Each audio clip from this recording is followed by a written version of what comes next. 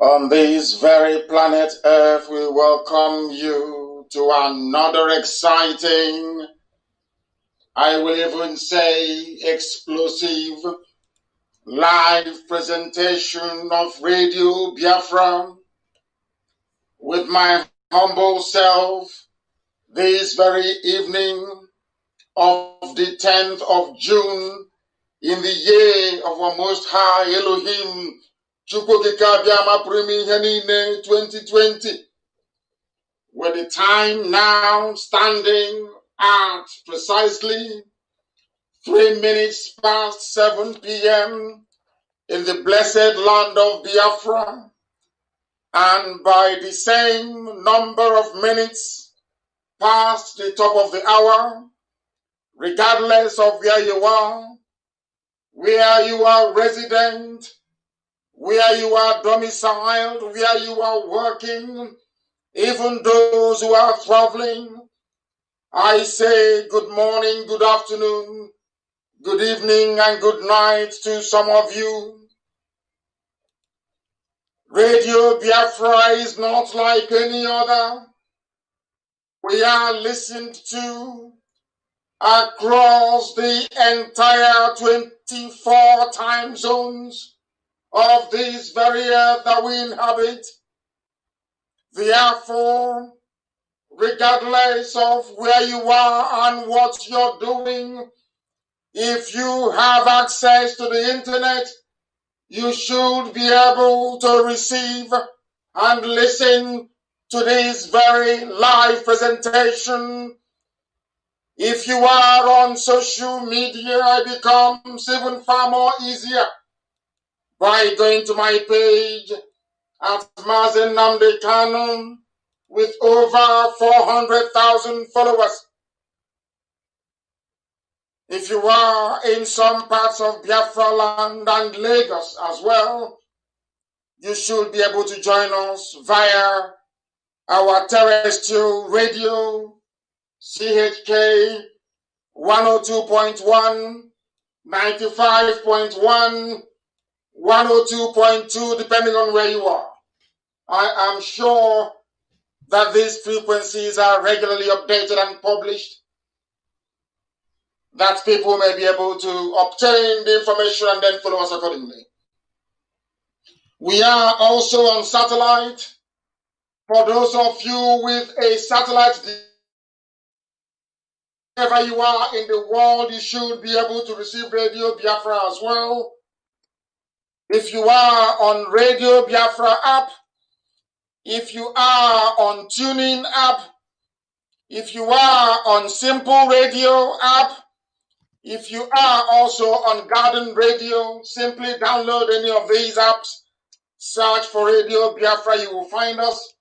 I must also tell you that, of course, our enemies are trying very hard to replicate what we are doing. Should you come across any other app that is bearing Radio Biafra and you are not listening to my voice, then you know there is something wrong with it. We are Radio Biafra, no other appendages, just Radio Biafra. And as I welcome you this very evening, I must ask you to also welcome those who are around you, your friends, your family. You must gather together, you must huddle together.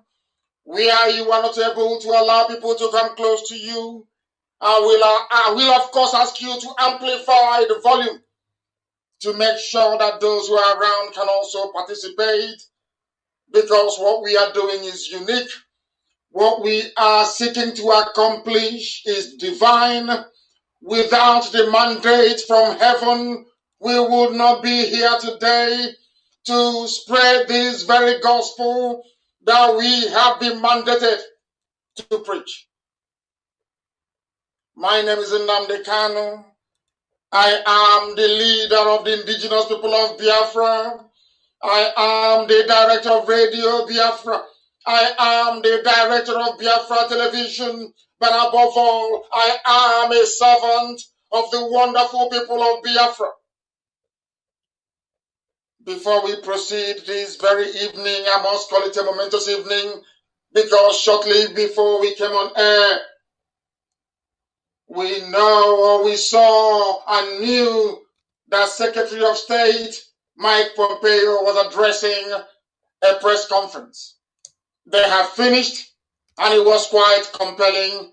I will go through that as we proceed this very evening, but without further hesitation, we will call upon Elohim, as we always do,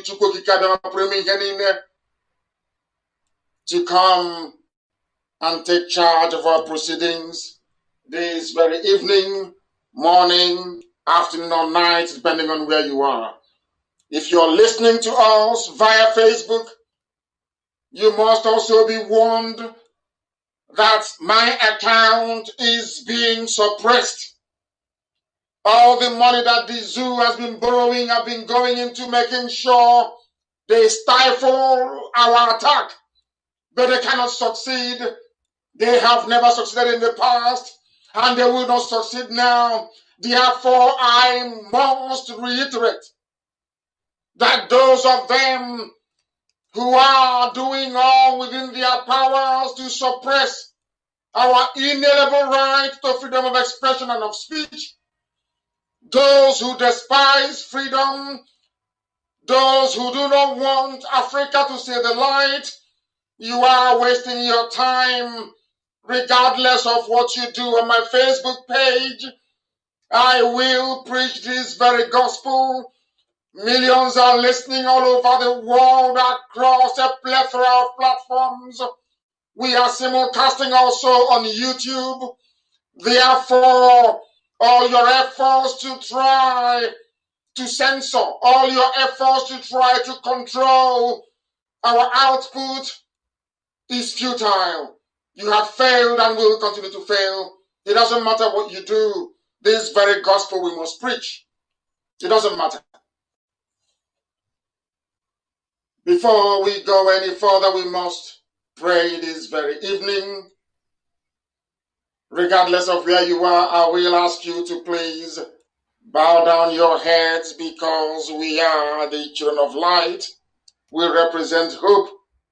We must ask the Almighty Creator in heaven, God Almighty, the Lord of all the hosts, the host of all the hosts of heaven, the only entity that man and spirit bow before.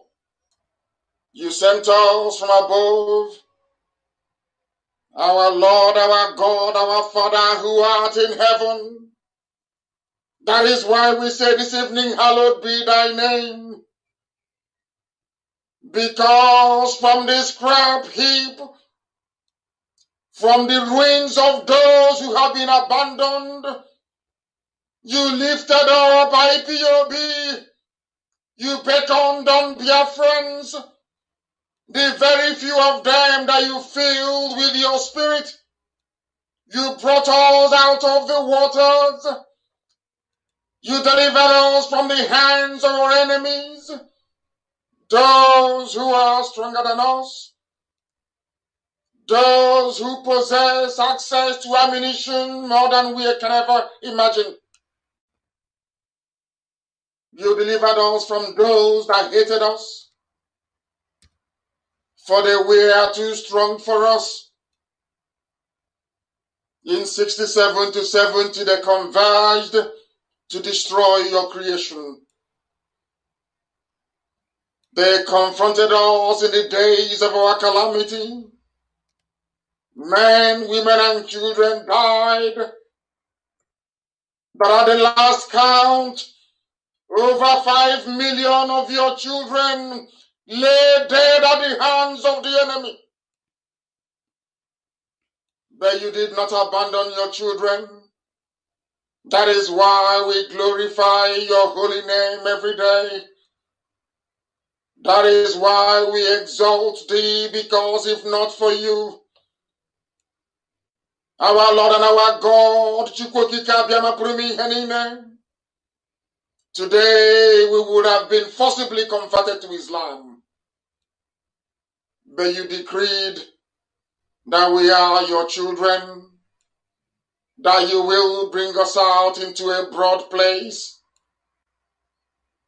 that you will deliver us from the hands of our enemies, because despite all our shortcomings and our sins, you delighted in us because we are blessed and we come from thee. You are the only God who reward according to the conscience of man, according to the cleanliness of our hands and of our hearts, according to the purity of our thoughts. For the time that you promised have come. For you said only if we can return to thee, you will deliver us from the hands of our adversaries. And we have come to thee, and from all that we can see around us, we have commenced under your guidance and your grace this irreversible journey to freedom. Therefore, we praise your holy name. We say there is none like thee. There is none who can be compared to thee. We are not righteous. We do not pretend to be infallible, but you have kept us. You have rewarded us with your kindness and your grace. You have set a table before our enemies. We have no other God apart from thee. The ancients praised you. Our ancestors sacrificed unto thee. And this very generation and every other generation that will come will sing praises unto your holy name, because we are surrounded by enemies who are stronger than us, and you deliver us from their hands and give us victory over them. We have nothing, we possess nothing, we only brag with your name and no other. Therefore we pray, O Heavenly Father, that adoration, every exaltation, every praise and every honor, that your name may be glorified, adored and worshipped, now and forevermore we pray. Ise, Mama Dere Chineke. This evening, as it has now become customary for us, we are going to lay a very basic foundation prior to the commencement of our broader analysis this evening. You must pay very close attention, as it has now become customary for us to do. Here we preach, here we tutor, here we lecture, and here we impart knowledge and wisdom you cannot get from anywhere else on the face of this very earth. We are very proud of this very gift from the Most High. Messages are being given to us on a daily basis.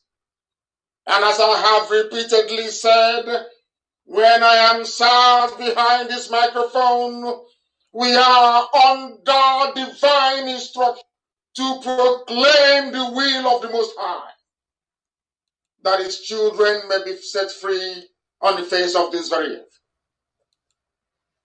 Facebook, as I said earlier, has received the latest tranche of their blood money, as the zoo is busy receiving what they call Abacha loot.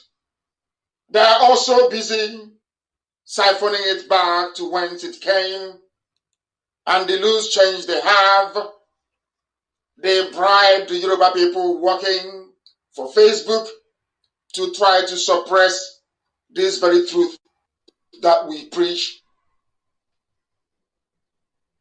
They want to give you the impression that the world is not listening. They want to subdue our agitation. They want us to be subsumed in Janjaweedism. They want us to be crushed and trampled upon. They want our resources to be siphoned away without anybody asking questions. And the only way they can accomplish that is if we allow them to succeed in holding us down in perpetuity. That we have sworn never to allow. Because our enemies understand how irrepressible we are. They attest to our formidability. They understand it. That is why I subscribe to what somebody wrote earlier. I do apologize very profusely because I wasn't able to capture your name, but somebody wrote something on my page that was very compelling. I found it very moving, and I felt that the essence of this very gospel this evening will be anchored on this very, should I say, timeless proclamation by no other person than one of the very few people that I regard as genuine intellectuals in the history of mankind, Bob Marley. And he said, "How we never know nor live with the truth, so long we never lived well. How we failed in learning is why we grow in ignorance. In knowledge, not even only our sense could free our own minds from mental slavery. In the era of George Floyd, in the era of all the outbursts against racism all over the world, in a time of rediscovery for those that subscribe to the sacredness of humanity, regardless of your creed, your race, your color, or your sex, that at such an auspicious time as this, we must all look at ourselves and begin to ask very critical questions, and by way of summary, having total regard for what Bob Marley said, I anchor the defeats, the problems, the tribulations, the pain, the anguish, and the suffering of your average black person, man or woman, resident in Europe, in Asia, in America, in South America, in Africa. I sum everything up as only one single deficiency: ignorance. And we are here to dispel, or should I say, to treat and cure our people of this very ignorance this evening, morning, afternoon, or night, depending on where you are listening to us from. Pay very close attention, please. Because in the Western world, when they make somebody a saint, when they call you a saint in the Western world, be it in Europe, be it in Britain, be it in the USA, even in Russia, it means you have done something that no other person has been able to do. You have slain one of the three deadly dragons you have in life. White people call it a dragon, so that you will not understand what it means. You don't see those things, but they are the things that keep you oppressed and locked down in poverty and penury. They are ignorance. The other one is hunger, and the other demon is homelessness. Understand it very well. When you're able to slay any of these dragons, they call you a saint. That is why the Western world will always maintain their preeminence in reasoning. They invest so much in education.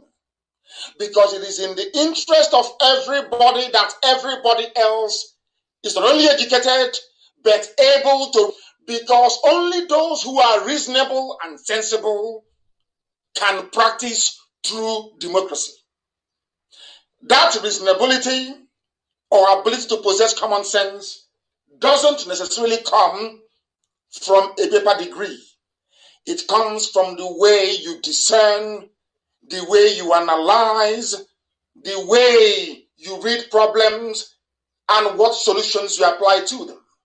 This evening, having regard for what Bob Marley said about our failure to learn and why black people are always growing in ignorance. The only place where we grow is in ignorance. People think that having a PhD, having your master's, having whatever degree you may possess, somehow confers on you a recognition of intellectual prowess. That is not the case. What it means is that you can read and you can write in English language. It doesn't mean you're intelligent. It doesn't mean that at all. Because if 200 million people who are in the zoo called Nigeria, if they're intelligent, as they claim, there is no reason why before we came on air, newspapers and media houses are carrying the news that 50 people were slaughtered in Katsina, the home of the dead Buhari. 50 people killed. I thought that I would have said maybe 50 people killed in one day, but that wasn't enough. This is a country where only a few days ago, their so-called presidency without a president went out and told the whole world that IPOB was deceiving them or feeding them with wrong information. In that same country, the whole world, that IPOB was deceiving them or feeding them with wrong information. In that same country, in that same contraption, I must say it's a contraption, of course. Today, only today, in Katsina, or in that same contraption, in far away in Borno, or I would say not too far from Borno, another 69 people were killed. 50 plus 69. These are those that we know. These are the ones we are aware of. There are plenty more we've not heard and not likely to hear because of lack of media coverage. Now, tell me why a country of 200 million people, allegedly, idly by. And every day, such news will keep coming through. 50 killed, churches burned, mosques attacked. Everywhere people are dying on a daily basis. The same people who are being killed have not summoned the courage to say enough is enough. Only what the Hausa youths did yesterday in Katsina. The billboard of the late Buhari. Something that a few years ago would have been unheard of. Because people have failed to reason. People have failed to comprehend. People have lost the ability to critically appraise and analyze their situation. That is why we are in this mess. And I'm trying to point out something here so that you understand the relationship between what Bob Marley said. You will understand how that correlates to the people dying in the zoo every day. Because unless you get up and do something about it, next time it could be you or your children. And I want to let you understand also how this whole thing ties into the death of George Floyd in Texas, in America. That all these things are self-inflicted. That black people are poor today is because black people want to be poor. Or should I say we are lazy. That laziness is not about being physically fit or being able to move 500 bags of cement in one day. No. That laziness comes from the way we absorb information into our brain, how we analyze it, critically or not, and the output or the decisions that we take as a result of how we actually understood that very problem in our brains. You must listen very carefully. I posted a video a short while ago on my page about the orgy of violence that Facebook actually blocked. If it is anything to do with pornography, they will allow it. But when it comes to educating and sanitizing our people to understand the dangers that we face at the hands of the Fulani Janjaweed, Facebook will rise up. And I keep saying it all the time, even at the risk of being labeled a bigot. Those who are doing these things are Yoruba people working for Facebook. And it is very, very sad that they are doing this. They have steadfastly refused to learn from history. They have refused to learn from history. What transpired in Ilorin will happen in Ibadan. They should mark my words as I speak.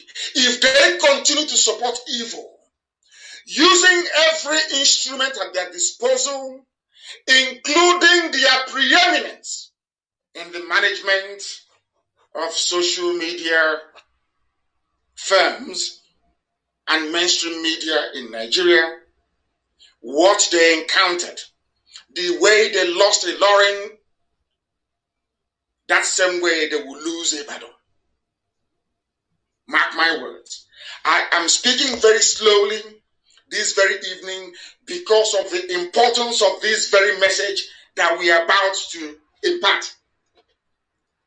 After posting that very video, a short while afterwards, coincidentally, Mike Pompeo spoke and addressed the issues contained in the executive order signed by President Trump a few days ago.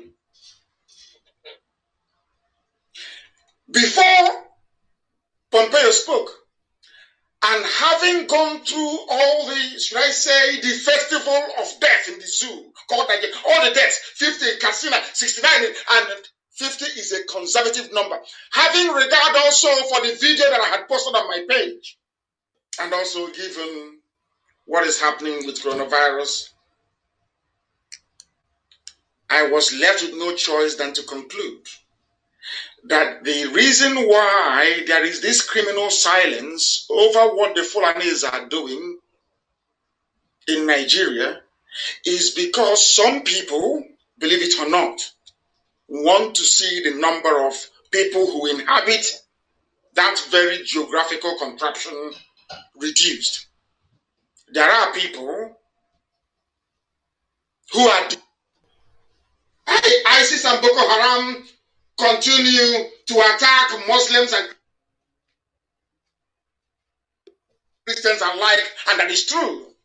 Christians are being targeted and killed, yes, but also Muslims are also being killed. That is true.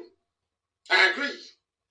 He also alluded to, it is just very fortuitous. People will maybe think that I saw his speech before he made it. I tweeted earlier today also about the beheading of 10 Christians by ISIS. If you go to my Twitter page, you will see it. I tweeted it this morning. Coincidence. That's what I'm trying to say. Ambassador Brownback also mentioned and said, in Nigeria, conflicts and carnage continue. Christian farmers in the north central state, which means that all the campaign we have been making, along with many other groups, is now hitting home at last. And it is only under a president like Trump that something like this will be done, or this level of boldness. Let us not forget, as we are all going all over the place saying, I cannot breathe, fighting racism, let us not forget that the man who put us in this mess, that now white people are seeking to fix, He's a black man. The person who made it possible for ISIS to behead 10 Christians in Nigeria. Now listen. Brownback said, I'm deeply concerned about what's happening in Nigeria. Mind you, a white man. Because of the escalation of the violence and carnage and the lack of response from the APC government. We really need the Nigerian government to step up and act much more effectively in their space. Do you know why I'm so happy? Because nobody can act. Do you know why nobody can act in Nigeria? Because you have no president, you have no vice president, you have no chief of army staff. Forget about all the deep fake videos. We knew that that was what they're going to resort to. We knew that in advance. And I want you. Follow me very carefully, please.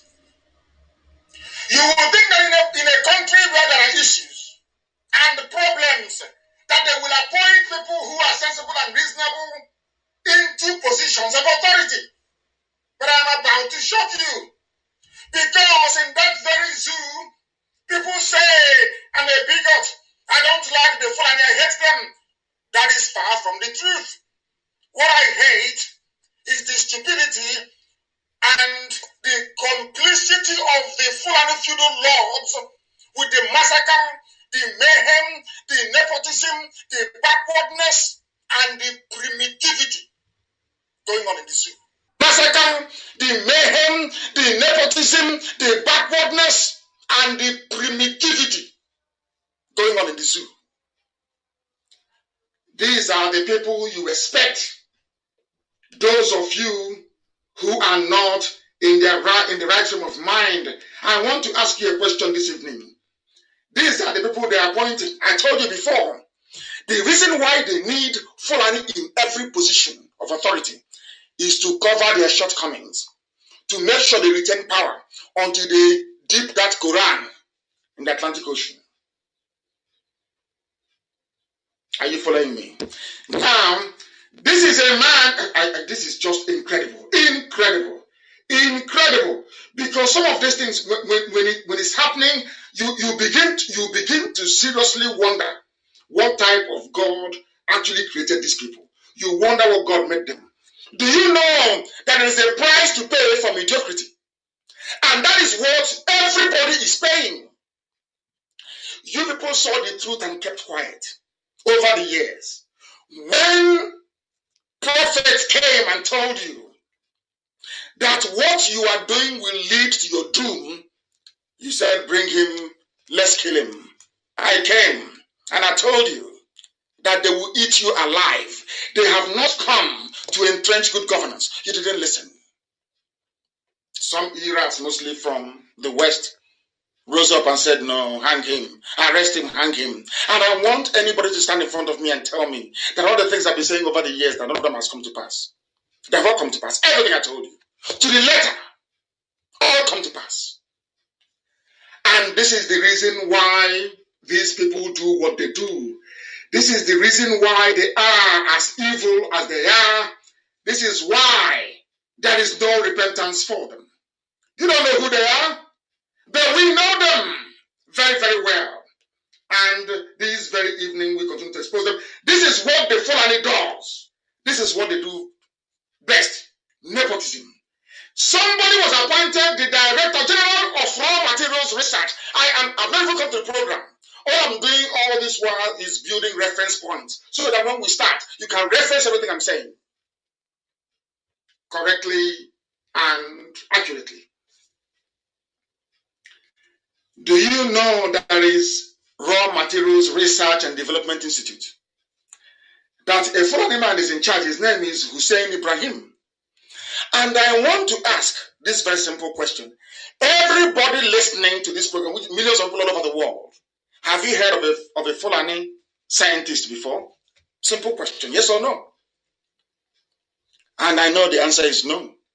Now, if there is no Fulani scientist of note, can you tell me why a Hussein Ibrahim was appointed the Director General of Raw Materials Research and Development? And when he was given that position, what did he do with it? You'll be shocked this very evening. I want people to understand the meaning of mediocrity. I want people to understand the damage that the Fulani Janjaweed administration, the skeleton, the one that Aisha is leading, how empty they are, how vacuous they are, how inconsequential they are, how primitive they are, how ruinous they are, and how their stupidity and political impotence is affecting everybody up to the extent of giving rise to 7 terror groups. Follow this very carefully. Now, I want to play this for you so that the world may know what is happening in the zoo called Nigeria. Listen carefully. Listen very, very carefully. Let's play. As a result of raw material research and development council. They're asking a question on raw materials. They are asking the man appointed to head raw materials research in Nigeria. Please listen. If you concluded, can you give us the ones you have concluded, that manufacturing companies are now using, and this is as a result of raw material research? Tell us what your department has done. Tell us what they have been able to achieve. You are appointed to head raw materials research. You are Fulani. Tell us what you have been able to achieve over the years that you've been there. Over the years that you have been there, tell us what you have achieved. That's what they're asking him. I want you to follow very, very carefully, please. Tell us what you have achieved. You're a Fulani man, and you are about to be shot. Tell us. You are about to be shot. That manufacturing companies are now using, and tell us what you have researched and others are using. Research and Development Council. Yes, but 30 years of a research at a young institution. But the beginning we are making progress. We're making progress. For now, after 30 years, we have developed a technology to optimize kilishi production. Did you hear what he said? For 30 years, over 30 years, Janjaweed has been there in charge of research. These are people that cannot boast of any poet, no writer, no scientist, no engineer of any reputable standing. None whatsoever. But when it comes to appointments, they get everything. So they're asking him, after 30 years of raw materials research, under your watch now that you're now the head of, what have you managed to produce? Do you know what he said? Some of you may not have heard him very well. He said that they have optimized the production of kilishi. Not this kilishi. Kilishi is suya, meat, barbecued meat. So, for 30 years, what they were researching is how to slice suya, so it will be very thin and dried in the sun, and put a bit of chili on it. Sun-dried beef in 30 years. That is a country that people tell me they're proud of. This is the one Nigeria, some come online to write rubbish, praising, saying they're patriotic. For 30 whole years. And you're wondering why George Floyd was killed. Why wouldn't George Floyd be killed by white racists? Why wouldn't he be killed? And many more before him. And many more will be killed after him. Why not? When in Africa, the giant of Africa, the so-called giant of Africa, for 30 years, 30 years, the only thing they have managed to accomplish with their flagship research institute is how to slice meat, suya. So it will be very thin. You put it in pepper, you put it on the roof, so that flies and everything will converge and the sun will dry it. Kilishi. From a Fulani man, I am ashamed to be a black person after listening. I am horrified. After 30 years, Research Institute. The woman asked him, in 30 years, can you tell us what the benefit of the research you've been doing? Which company or companies have benefited from it? What materials, what products have you managed to produce or to say commercialize? He said that they have commercialized suya production. Kilishi, Kilishi, giant of Africa. We are moving forward. The largest economy in Africa. The most populous black nation. No secession, no division. We are going to die here, all of us. These are the sort of people they produce. And I need to wake up and tell me. I was I was horrified by what I read. I thought, what's his name? Senator Shehu was an Hausa man, isn't it? Horrified.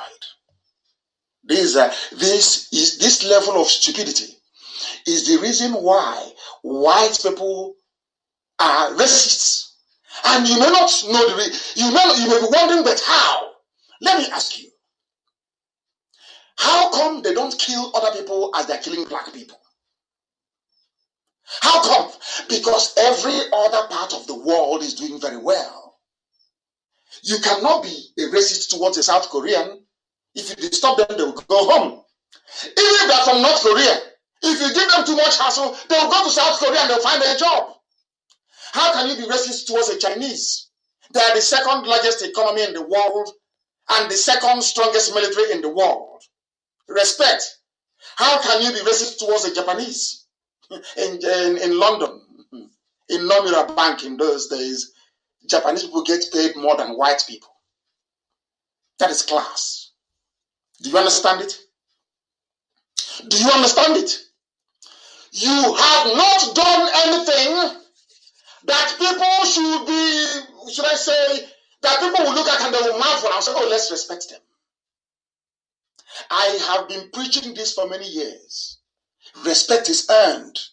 The fact you're a black person walking all over the world doesn't confer upon you any special status or makes you to be deserving or worthy of respect. It is what you are able to do. After the Second World War, America was the only nuclear power. Russia knew that for America to respect Russia, they needed their own nuclear weapons too. And that's exactly what Russia did. They went, they copied the technology from the USA. One day they announced it. They didn't stop there. They placed a man, Yuri Gagarin, in orbit, into outer space. America now knew that these people are worthy of all respect. That is how respect works. You earn respect. The fact that a black man doesn't, white can't say I'm respecting you. Why wouldn't they kill you in America or elsewhere or in China? Tell me one African country that you're proud of. I say, name one single one.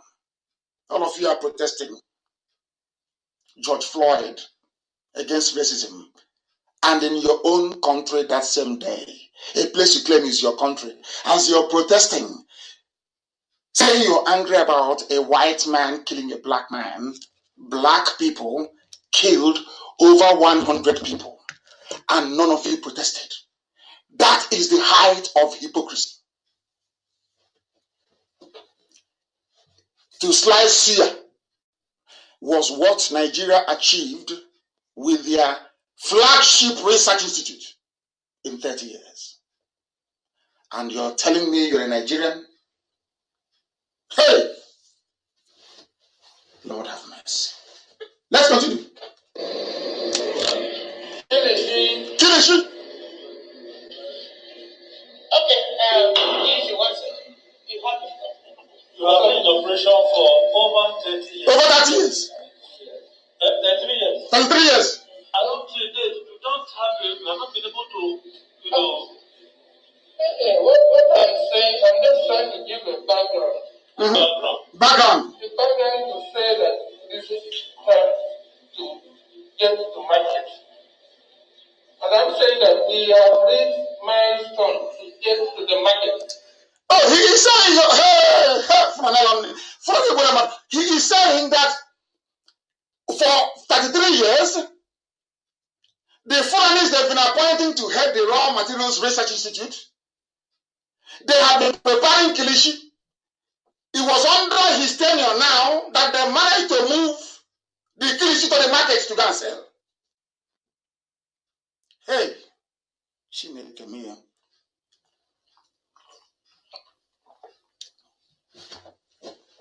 I had a sip of water. The whole thing is shameful. The leading black nation in the world, as Britain will have you believe, in 33 years, all they produce is suya. Suya that has been in existence for heaven knows when. Because the name of the place is Research Institute. So the Janjaweed felt by going to, you can research anything, including suya. So they went and bought suya, brought it in, and said, let's slice it very thinly to see the way it will look like. Let's put a bit of pepper and a bit of granite, and let's put it outside and see if the suya will change. Because that is research. That means they can research anything, including suya, for 33 years. And the man is saying, don't blame me. It was under me that I now moved the suya to the market. These are your leaders. And these are the fools asking you to vote for them in 2023. One Nigeria. And you are wondering why they're killing you in America. And you're wondering why they have 7 terror groups with this level of stupidity. Imagine the school that this buffoon went through. They are the ones answering professors that will rig an election for somebody without a certificate. They are all Nigerians. That is why I call them a zoo.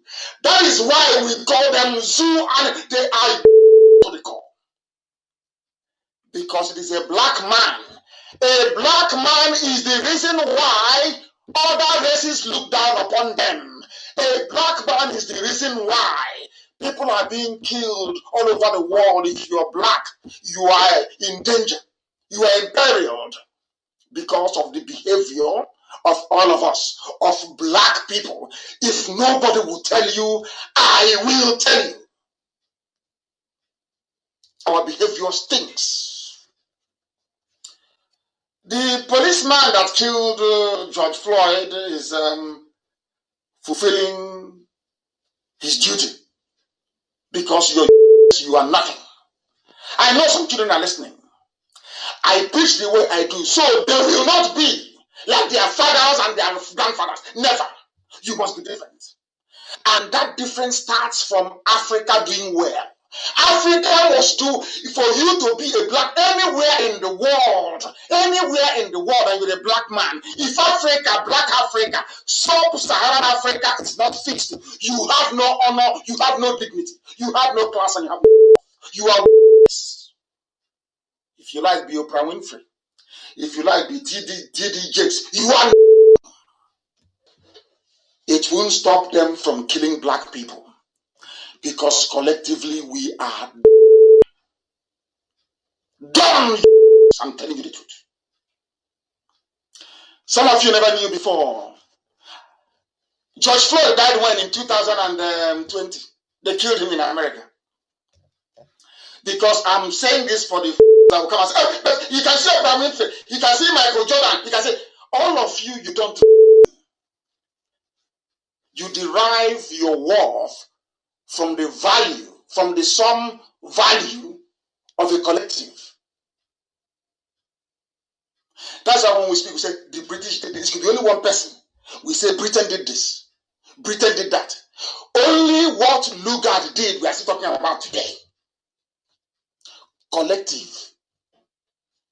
America did this because of what Pompeo said. Collective, as a unit, as a people.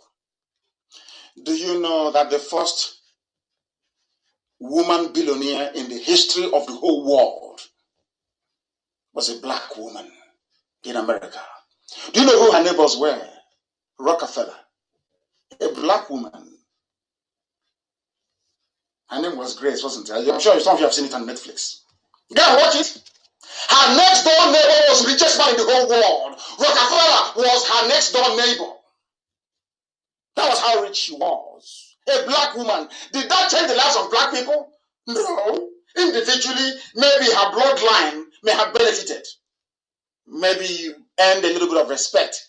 The way they will respect maybe Beyonce or whoever, because you've made it in life as a person.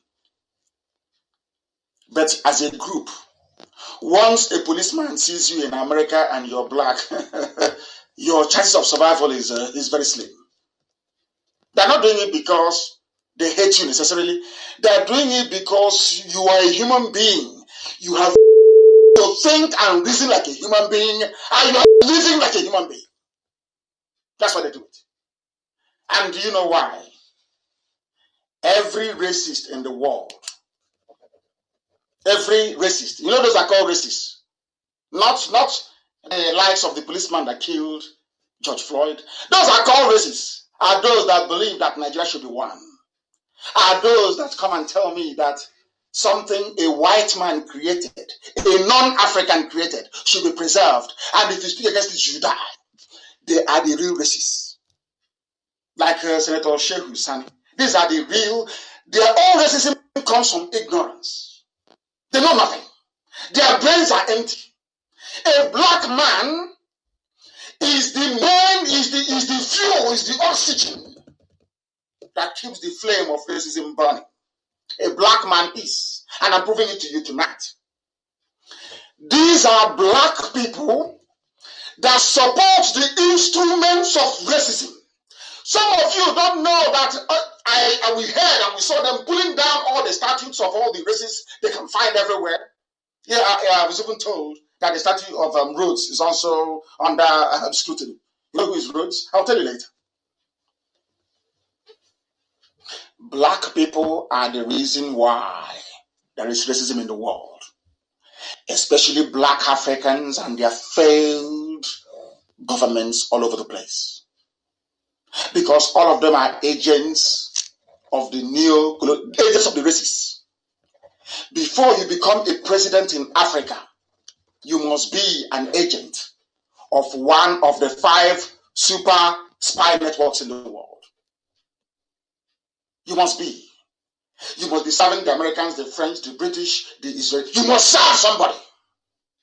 The Russians, the Chinese. You must serve somebody, or else you can never win that election. It's impossible. Somebody must be standing behind you. And then I'll tell you what to do, how to run your policies, and you agree. You know the funniest thing, if you disagree, they will kill you. We shall get to that later. Now, I want to prove to everybody that the nonsense happening in the zoo, the killings, the suffering that we are all crying over, the killing of George Floyd, it is that caused it. You listening, you are the cause of it. Do you know why? Because you have failed to untangle the chain of racism around your neck. You have failed to set yourself free. As Bob Marley said, your reasoning capacity, you are growing every day in ignorance, not in knowledge. Every day you grow in ignorance. That is why somebody who went to a university, came out with a doctorate degree, forged from Adebayo University, is the head of a research unit, raw materials research, with billions upon billions of dollars voted every year for research. All they came up with was fear. That is why in a country where you have people who claim they're intellectuals and they're learned, like Senator Sheikh Hussein, will come and tell you that what they're going to do to crush IPOB. Let those holding green, white, green crush those holding Biafran flag. In other words, encouraging mass murder. But he's the senator. No longer a senator, I understand. He went to school. He knows the meaning of freedom. He knows that as imperfect as the zoo was in those days, Azikiwe, Awolowo, and Tafawa Balewa fought for independence. The same principle that Biafra is applying. But this man, despite the fact that he claims he's the senator, he makes laws for the people, that very simple fact was lost on him. A very simple fact was lost on him. So had Britain that time said we are annexing this Niger area to be part of Britain, a colony, as they do in the Caribbean, what would he have done? These are the racists. Anybody supporting one Nigeria is a racist, because Everything you have in place has been put there by a racist. The reason why you were created and named after a river is because Lugard and Flora Shaw had no regard for you. And instead of you to wake up one morning and say enough is enough, as they are now doing in the West, you see the way white people reason. They are going around pulling down all the statues of races. Can you do that in Africa? You cannot do it. Do you see the difference between white and black? Do you see why you are poor and they are rich? Do you see why they have light and you don't? Do you see why they have drinking water and you don't? Because the way you reason is defective, it is flawed. The people sustaining racism, the people that killed George Floyd are black Africans and those African Americans that refused to return to Africa to build it. I will ask you again, have you seen anybody being racist towards a Brazilian or being racist towards any affluent country in the world?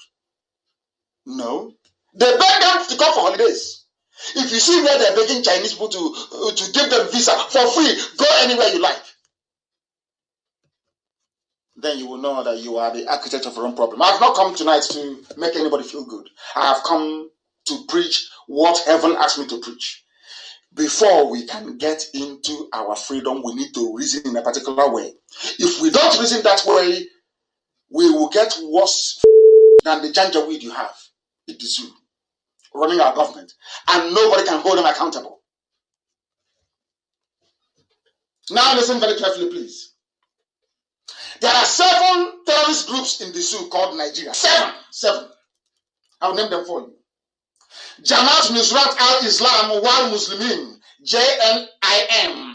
You have the Islamic State in West Africa, ISWAP. You have the Islamic State, Greater Sahara, another one, ISGS. You have Al-Qaeda in Islamic Maghreb, AQIM. You have the Ansarudin. You have Boko Haram, and you have Miet Yala. From one people. So when Buratai says, or his ghost says, oh, we are fighting them in Borno. Are you fighting Boko Haram? Are you fighting Miet Yala, which is a partner in your murderous regime? Are you fighting Ansarudin? Are you fighting Al-Qaeda? Are you fighting ISIS in Greater Sahara? Are you fighting ISWA, ISIS in West Africa? Are you fighting Jamaat Nusrat al-Islam wal Muslimin? Who are you fighting? Do you see the mess you're in? If you're a Nigerian, do you see how your life is? Because if Jamaat Nusrat doesn't get you, ISIS in West Africa will. If ISIS misses you, ISIS in Greater Sahara will. If they don't get you, Al-Qaeda will surely get you. Let's say you escape Al-Qaeda, Ansarudin is waiting for you.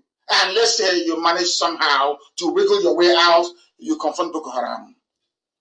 And if you manage to go to your village safe, then Miet Yala is there waiting for you. How can you escape? How can Nigeria survive? Even if you're how can this nonsense survive? I am saying to you, they call us, I want to prove to people tonight, I just want to lecture, to prove to people tonight that a black man is the reason why George Floyd was killed by a white policeman. It is down to the complacency and mediocrity of a black man. These are demons you cannot see. For you to be classified as a civilized people, you must be able to slay all of them. You must kill. And the first demon, the most difficult demon to kill is the demon of ignorance. Do you understand? I want to give you a secret as to why IPOB is formidable. We are formidable because we started from the scratch to school and to educate our people on how to reason critically. That is why IPOB is undefeatable by man. Undefeated. You cannot. Not in a trillion years, you cannot. Undefeatable. Because we started from the bottom. We identified that ignorance is the greatest killer disease you have in the whole world. The greatest killer. And the white man, being very clever, they discovered that ignorance was the problem. You know what they did? When the Enlightenment started in Florence, in Italy, they spread it all over Europe. And now they held it back. When they colonized territories, or they conquer you, if you ask them, what is the secret of your greatness? They will tell you it is warfare. It is economic might. Now it is economy. Before this, there is warfare. If you ask them, oh, but how can I be like Japan? They'll say, oh, no, it's the economy. You have to go to IMF. You talk to IMF. They'll give you a loan. You invest. And then you go to EcoBank. You go to Senate Bank. All that rubbish. Nonsense. The foundation upon which every success is built when it comes to society is based on how intelligent they are, not how clever, how reasonable they are. It takes people who are reasonable to understand that those that finance Boko Haram should not be voted into power. It's common sense. Listen, before Jonathan came, Obama wanted a Muslim to be in charge of Nigeria. Understand this very clearly. It should have taken the so-called Nigerians to know that although we want Jonathan to go out, this bunch coming in, they're bad news. And if you weigh the two, bad news and the thieving PDP, that a thieving PDP was better than a murderous, sanctimonious, corrupt bunch of idiots, as you have in APC. Do you know those that saw that thing coming? Funny enough, Biafrans, they did not vote. They never voted for the dead Buhari. Never. They said no. Because they saw something that others couldn't see. Those that claim they are sophisticated, they are obeying, they are westernized, they couldn't see it. It's something now happening between us and Ohanesem.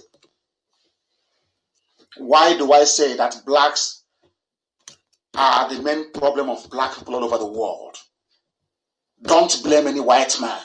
If you're blaming a white man, you're foolish. A white man came all the way from Europe. Arabs came all the way from Arabia, came to Africa. You sold them your own people. You gave your mother, you sold everything. How do you think they respect you? How do you think? Let's be honest. So let's an experiment. Go out tonight or tomorrow morning, bring out your son or your daughter on your doorstep. See anybody walking past and say, hey, come. I want to sell this child now. I want to sell this child for 10,000 naira. Of course, people are buying children. We know that every blessed day.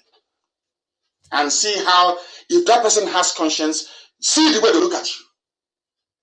In Africa, your children are trekking through the desert, dying of dehydration. They get to Libya. Those that survived the slave market in Libya and in Tunisia, they now brace the perilous journey across the Mediterranean. Most die, of course. If they survive, they now get into Europe. They only want to witness running water, electricity, and 3 square meals before they die. Because of that, they trek from Africa to Europe. No European leader have ever said, I am ashamed of what is happening. Nobody.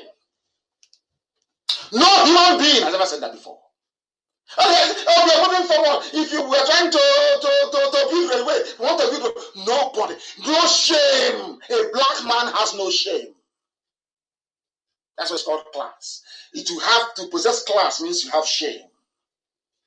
Because without shame, you are nothing. That is why in Igbo language we say, you don't know that's why we say it. You need to have shame before you can have class. Shame makes it impossible for you to do certain things. That is why when you're going with someone in Biafra land, are you not ashamed of yourself? So you think we just say it for saying sake? It is to caution you that there are some things you're not supposed to do. And that is how you derive class, if you don't know. They are calling us secessionists. I want to demolish the stupidity of African people tonight. That's why I'm here. To demolish the ego of black people and their mind-numbing hypocrisy. Hypocrisy in South Africa. They are doing a rally to Black Lives Matter when only a few months ago you were killing and lynching other black Africans that fought apartheid until apartheid fell. You people are hypocrites. As Jimmy Cliff said, all of you hypocrites. Somebody is calling me a secessionist. I want to deal with all this nonsense. You are calling me a secessionist because I am trying to become the way I was before the white man put me together. I don't understand the black people. None of the states in Africa is viable. They are all racist constructs built with racism in mind. They know if we put people with different value systems together, that you can never grow. They know this thing very well. It's black people. It's a very simple thing to do. That was why Britain left the EU.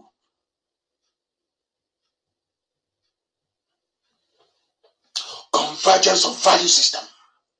I was on my own. My ancestors were there. One Beture came, a white man came and said, your name is now Nigeria. And I'm asking, who were we before you came? We were Biafrans. Now you're calling me a secessionist because I'm trying to dismantle something that a racist put in place. I can't understand the black people. I don't understand them. And somebody who claims is a senator. You are telling me, hey, are you telling me that Lugard had your interest at heart when he was building Nigeria? Nigeria was a racist construct. Every country in Africa, with the exception of Ethiopia, is a racist construct. I don't understand it. Or now, maybe a exception of Sudan. I don't understand you people. Why do you reason the way you do? Black African people, why have you always failed? I was on my own and somebody came, stole something from me. My identity, my sovereignty, my value, my worth, everything. And put it in some nonsense called Nigeria. And I want to go take it and go back. And tell them I'm seceding. Oh, I am seceding because you are an agent of neo-colonialism. You're calling me a secessionist because a white man, your white God that created you, built something. And here is this nigger trying to spoil what a white man built. That is why you defend Nigeria. Because it is indefensible. Even if you don't subscribe to our very valid argument, or should I say valid argument, as to why Nigeria should not be won. Why not all the mayhem and the killings? Why must Nigeria be won when all these killings are going on? You cannot see it because you're blind. You're not intellectually gifted. You're not savvy. You're not discerning. You are not intelligent. It's as simple as that. You are unreasonable.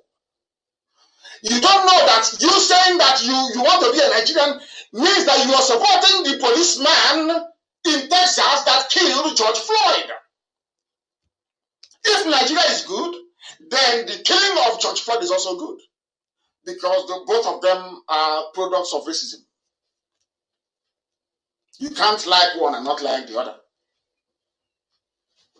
I'm telling Sheikh Husani and his likes, you people are not educated enough to challenge IPOB intellectually. You have not been born. You are nothing to us. How can I be seceding from myself? I was in my village and a white man came. I'm from Ibegu. A white man came and said, your name is now Omuahia. Omuahia was a name he got from Ibeji. Ibeji was in Ibeji. After Ibeji. He said, what are you doing here? He said, it's Omuahia. He wrote Omuahia. When he got to the main market in town, he said, oh, the other one I saw before is the old Omuahia. Oh, this is the new one. That was how the name Omuahia came about. Omuahia doesn't exist. What you have is Ibek, you have Obaka, you have Ohonho, you have Olokoro, you have Iguano. These are clans, in their own right, clans existing.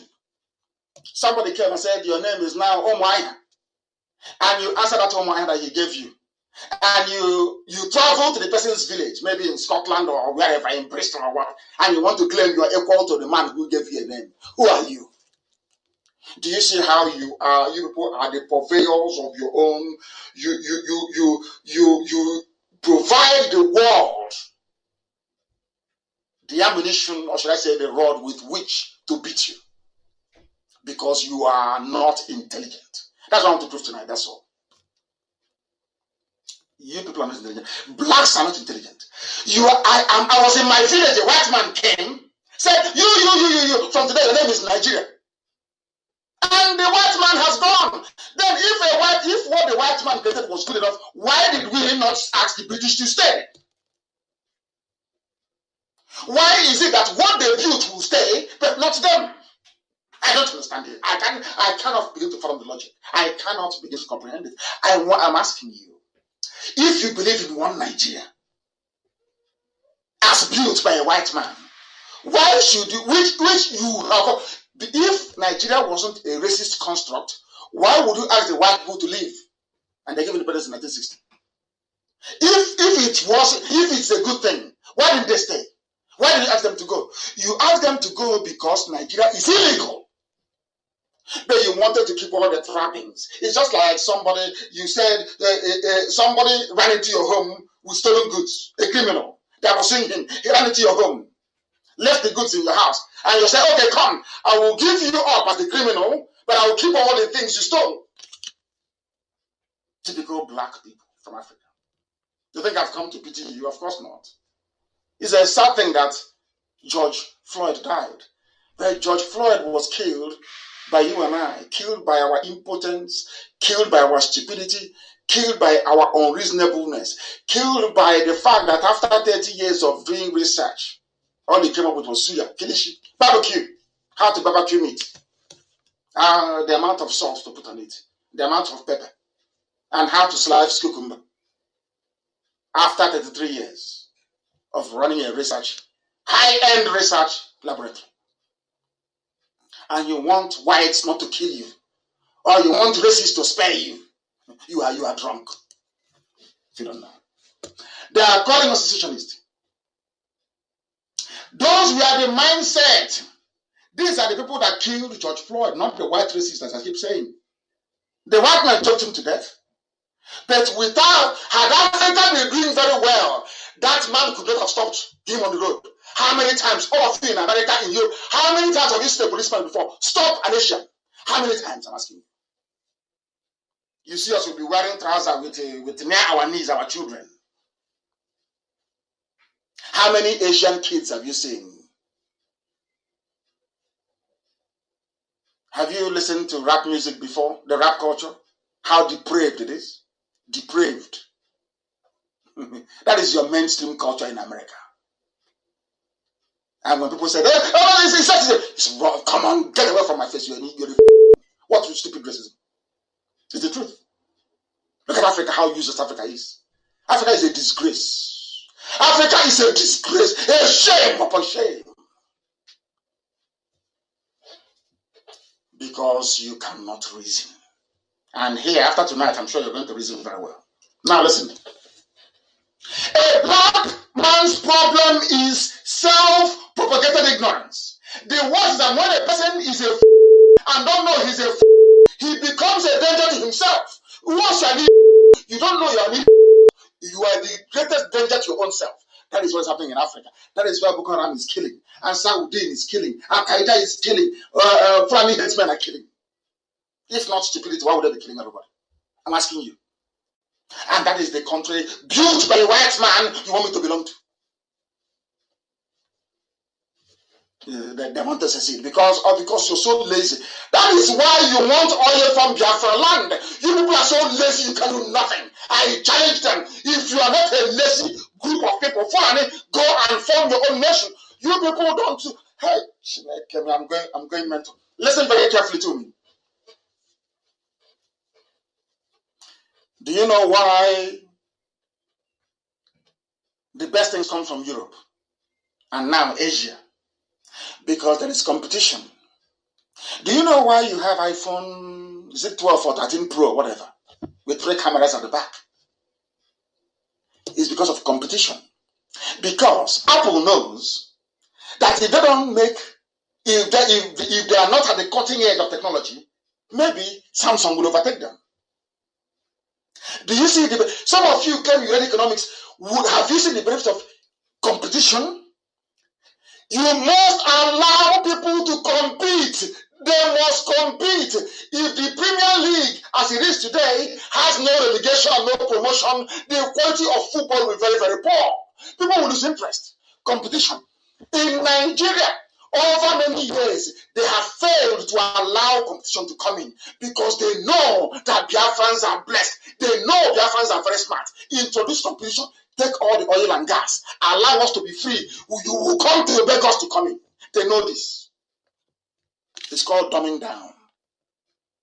It's called dumbing down to reduce the standard to a level whereby everybody is a fool.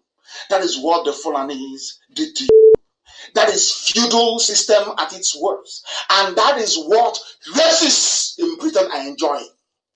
That is why they can take our oil without paying for it. Because fools are in charge.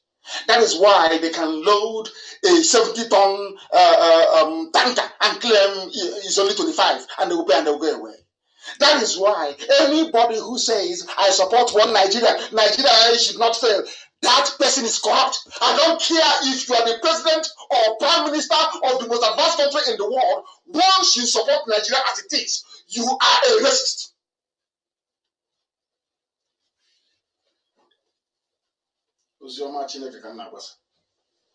Gospel from heaven. If you understand it, you'll be free. If you don't, I can't help you. I am telling you how Biafrans will be listening.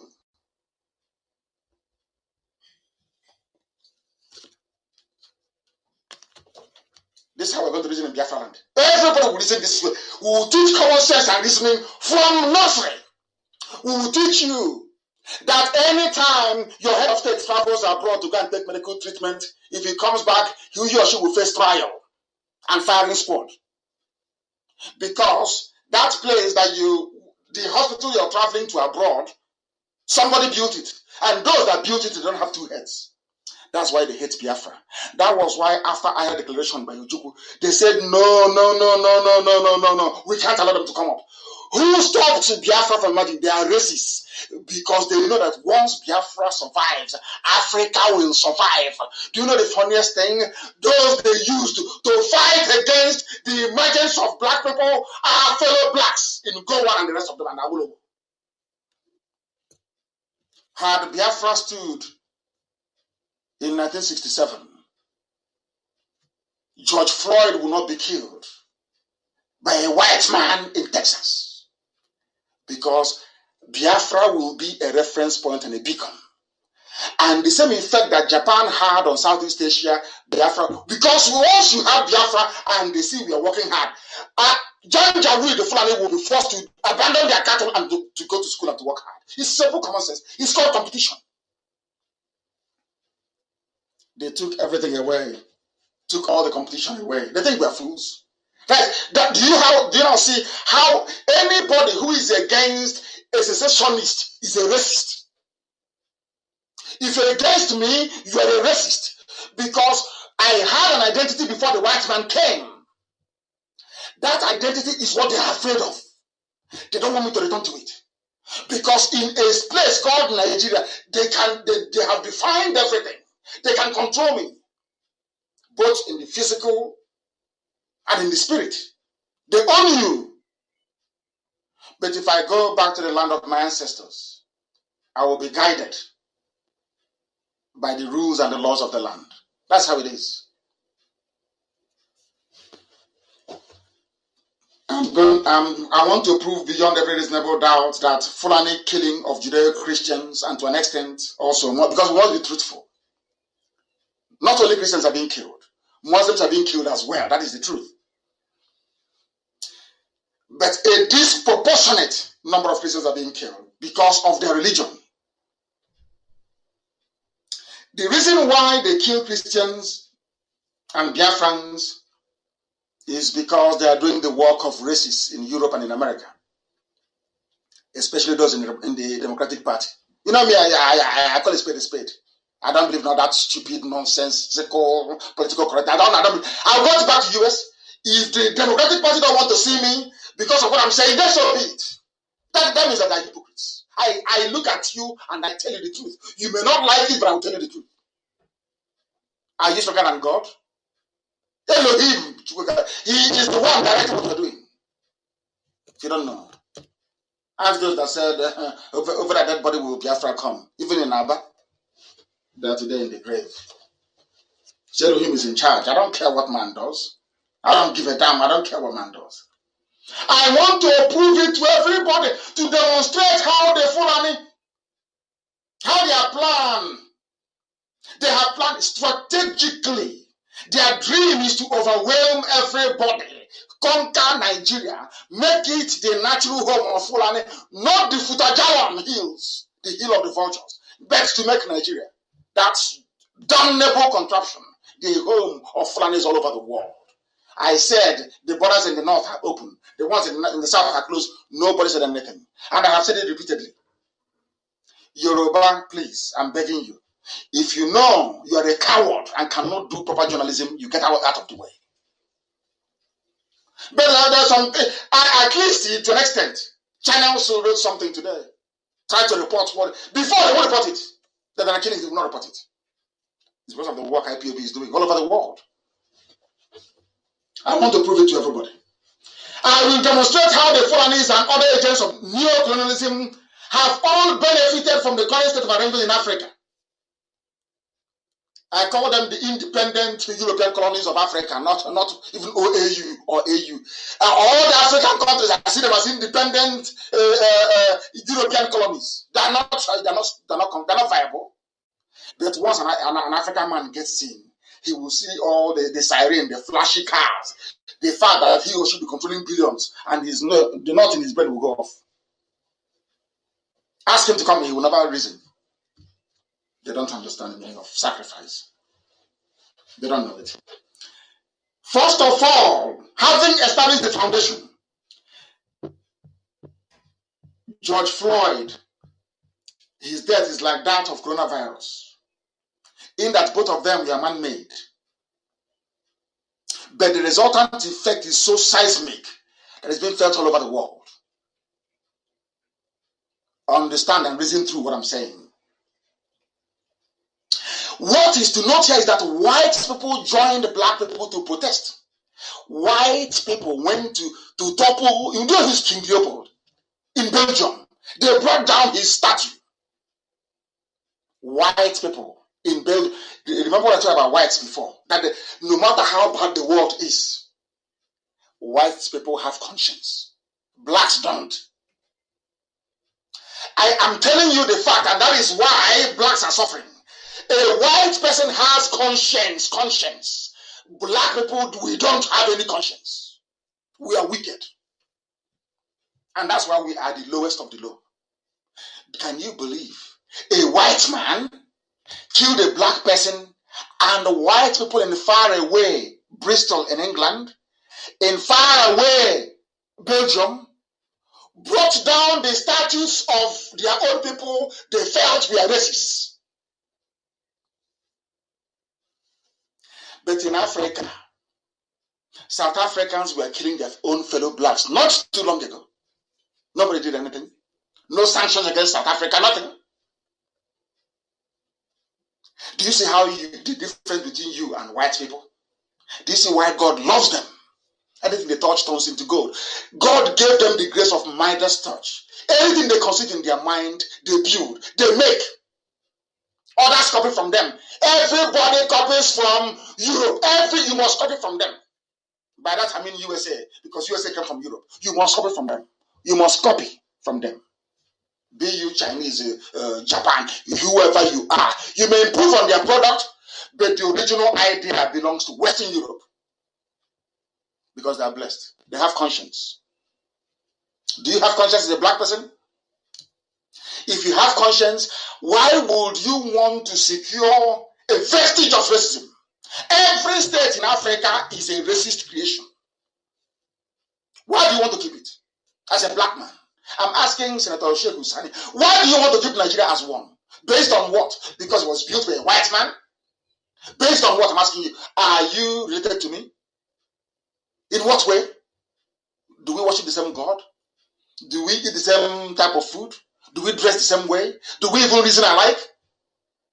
I believe in a Republican society where everybody is equal. Is that what you believe in? I believe in democracy. Is that what you believe in? As a Janjaweed, you don't believe in all these things. So we cannot be together. We just cannot be together. It's not possible. A white man made it so. So we can all be poor at the same time. We have irreconcilable value systems. What you are doing is a lecture of this type you have not heard anywhere before. Now listen. White people joined a protest all over the world to protest against the killing of a black man by a fellow white. Now, how many times have you heard black people protest the killing of a black man by another black man? Never. Who is protesting for the 50 people killed in Katsina? Who is protesting for the 69 killed in Borno? Are they not human beings? Because they weren't killed by white people. All of you are hypocrites. Every symbol and every statue of oppression and racism in America and in Europe,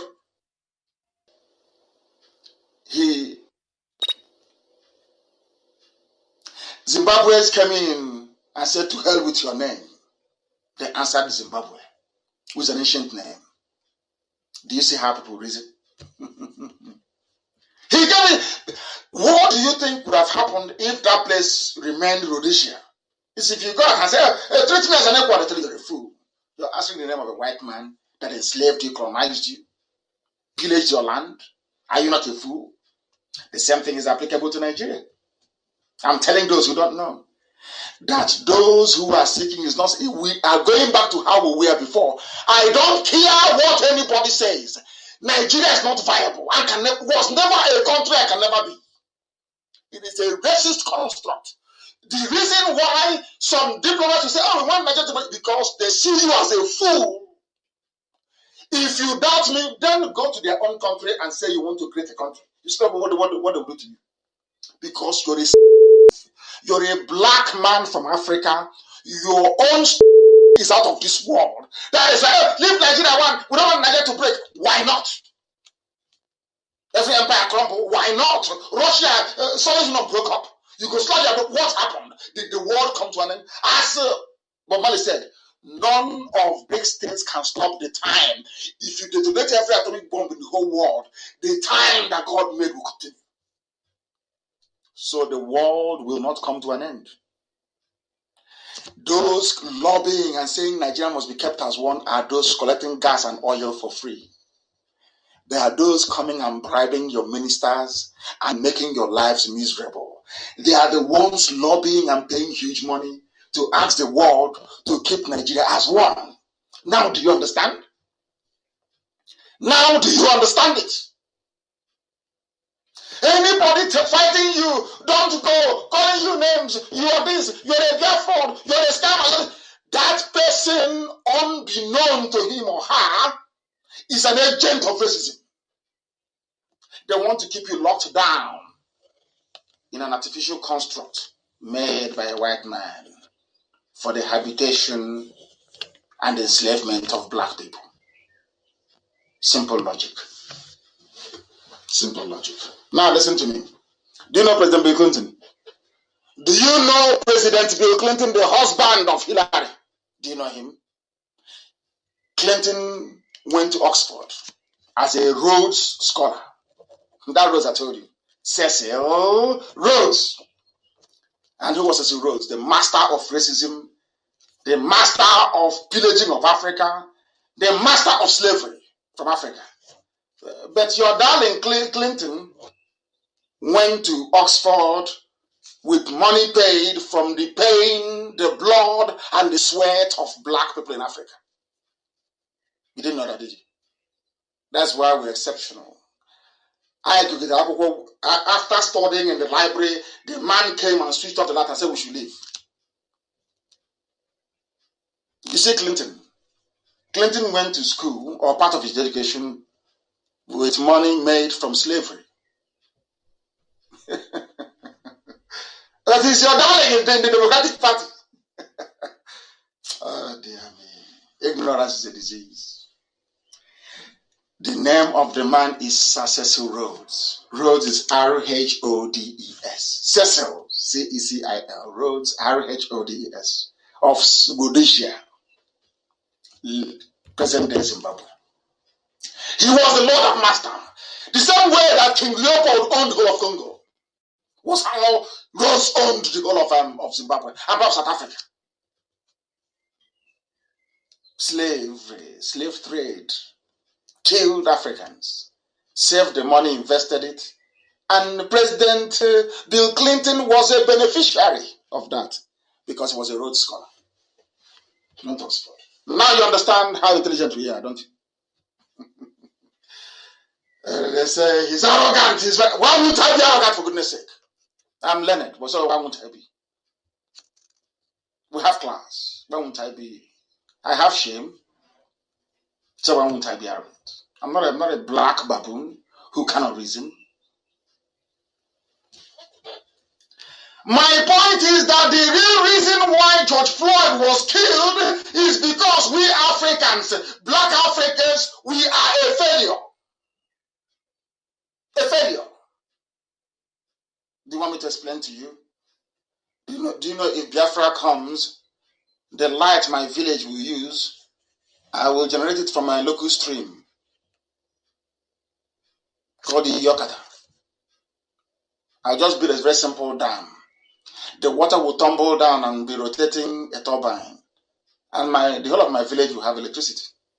Are you aware of that? Are you aware that you have everything all around you to make your life comfortable, but it will not let you do so because you're a black man or black woman because of the way you reason? Not that there is nothing wrong with our pigmentation. Black people are great. They were once great. How many of you actually know that the 24th, the king, or should I say, the pharaoh of the 24th and 25th dynasty were black people from Nubia? I don't want to dive into too much history.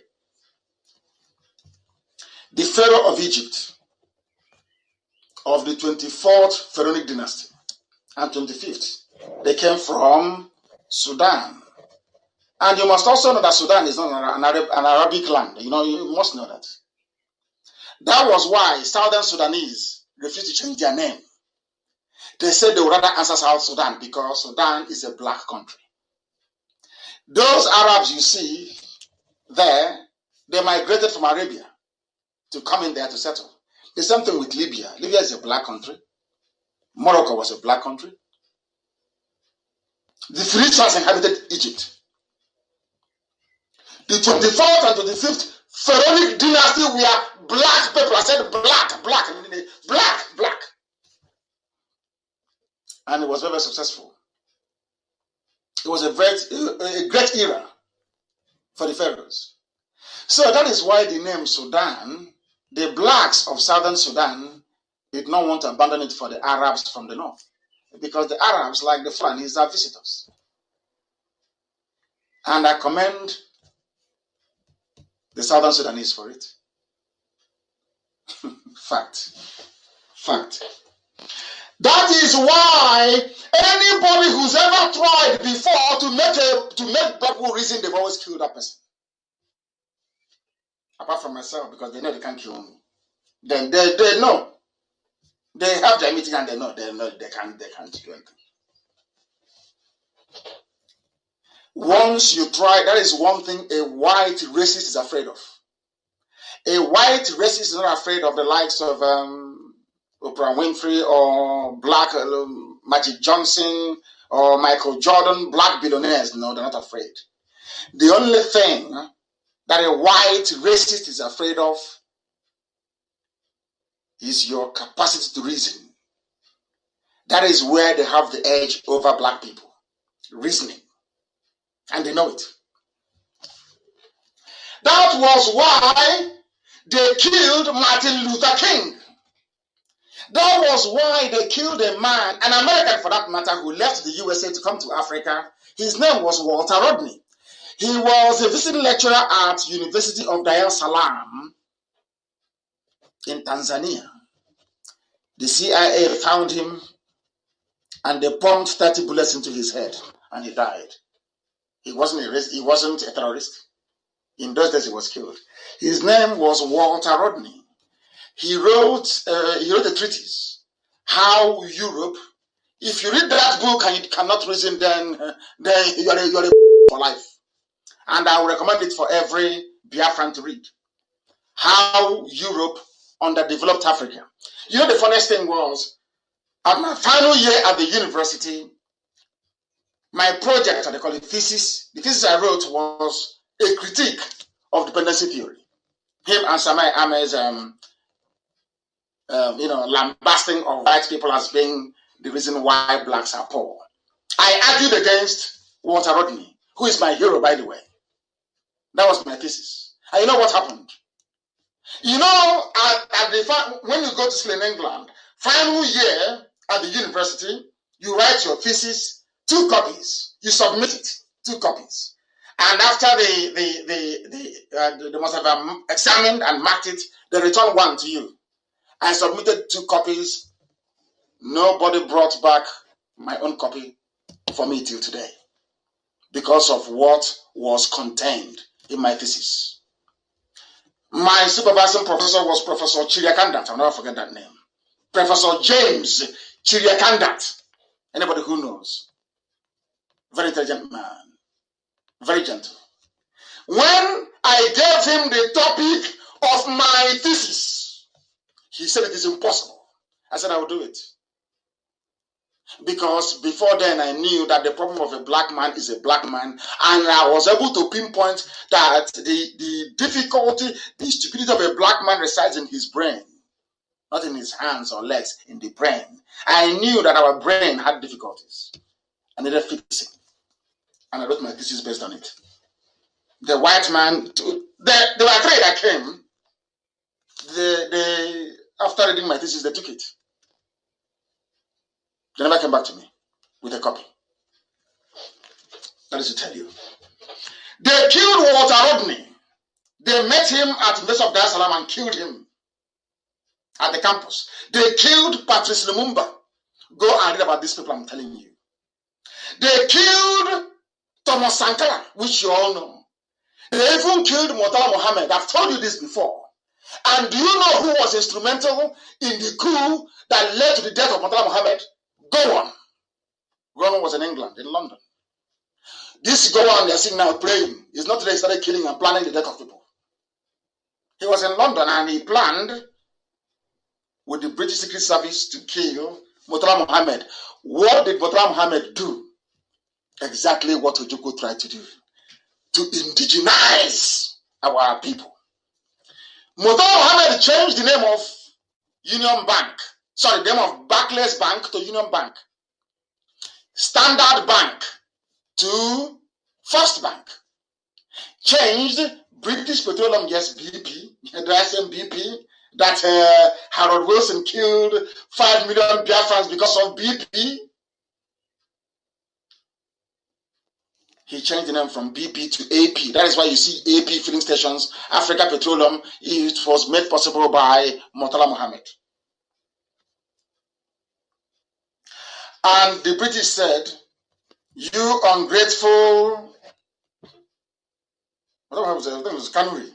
Not it was Fulani. It was Fulani. They said to him, you ungrateful Fulani man, we are going to kill you. That was how they killed Murtala Mohammed. So he was killed actually by British secret agents, or secret service, so to speak. MI5 killed him. They made it like a coup through Dimka. They convinced Dimka all that rubbish because Dimka was from the Middle Belt, and so did Gowon. Gowon was part of the coup that killed Murtala Mohammed. Murtala Mohammed was an intelligent man. He wanted to indigenize, and he was killed. They killed Steve Biko. They left others alive, but they killed Steve Biko. Have you listened to Steve Biko's speeches before? the anti-apartheid crusader. Have you listened to him? If you listen to him, I'm telling you about black men you can listen to and your lives will change. It can never be the same. I'm not talking about Muhammad, though, please. I'll imagine. Not Muhammad. Martin Luther King, Walter Rodney, read his book. Patrice Lumumba, go and read about his speeches. Thomas Sankara, what he did and his speeches. Steve Biko, Bob Marley. Bob Marley was killed by the CIA. They put a poison dart in his shoes. He put his leg in. A tiny pin pricked his toe, his right toe. That gave him cancer.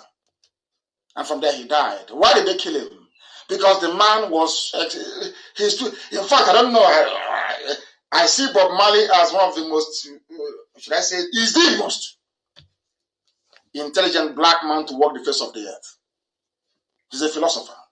The only thing that Bob Marley knew that if you were to start writing books, blacks won't buy it. So he sang songs.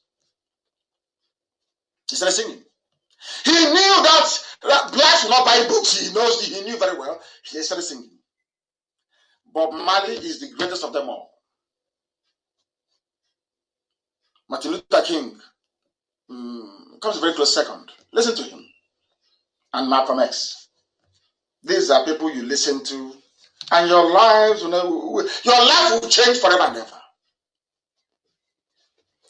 All of them were killed by white racists. They were killed by white supremacist governments all over the world, including USA and Britain, including France. So France killed Thomas Sankara. It was in Belgium, Congo. In fact, it was CIA that killed Patrice Lumumba. CIA killed him. And who did they use to kill him? Mobutu Sese Seko.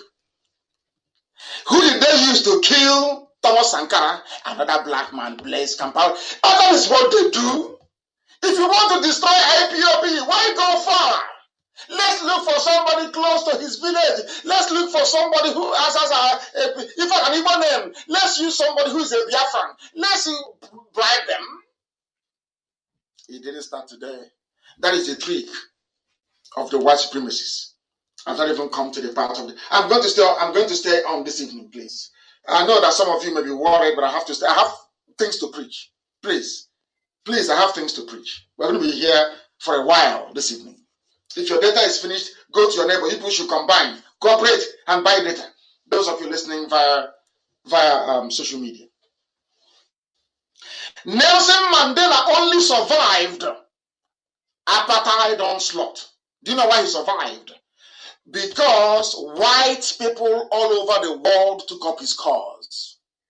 It was not because of the blacks in South Africa that South Africa became free. They might have provided the resilience, the backbone, and the impetus, but the bulk of the work in terms of awareness, consistency of the campaign, potency, and drive all came from whites all over the world. That's why I told you that they have conscience. They may be evil sometimes, but when you weigh everything, whites, they have conscience. Let's be honest about it. Are you telling me that we are black people to be in the position or in the pinnacle of the tree of life on this earth that they will spare anybody else? Look at what the Fulanis are doing to you.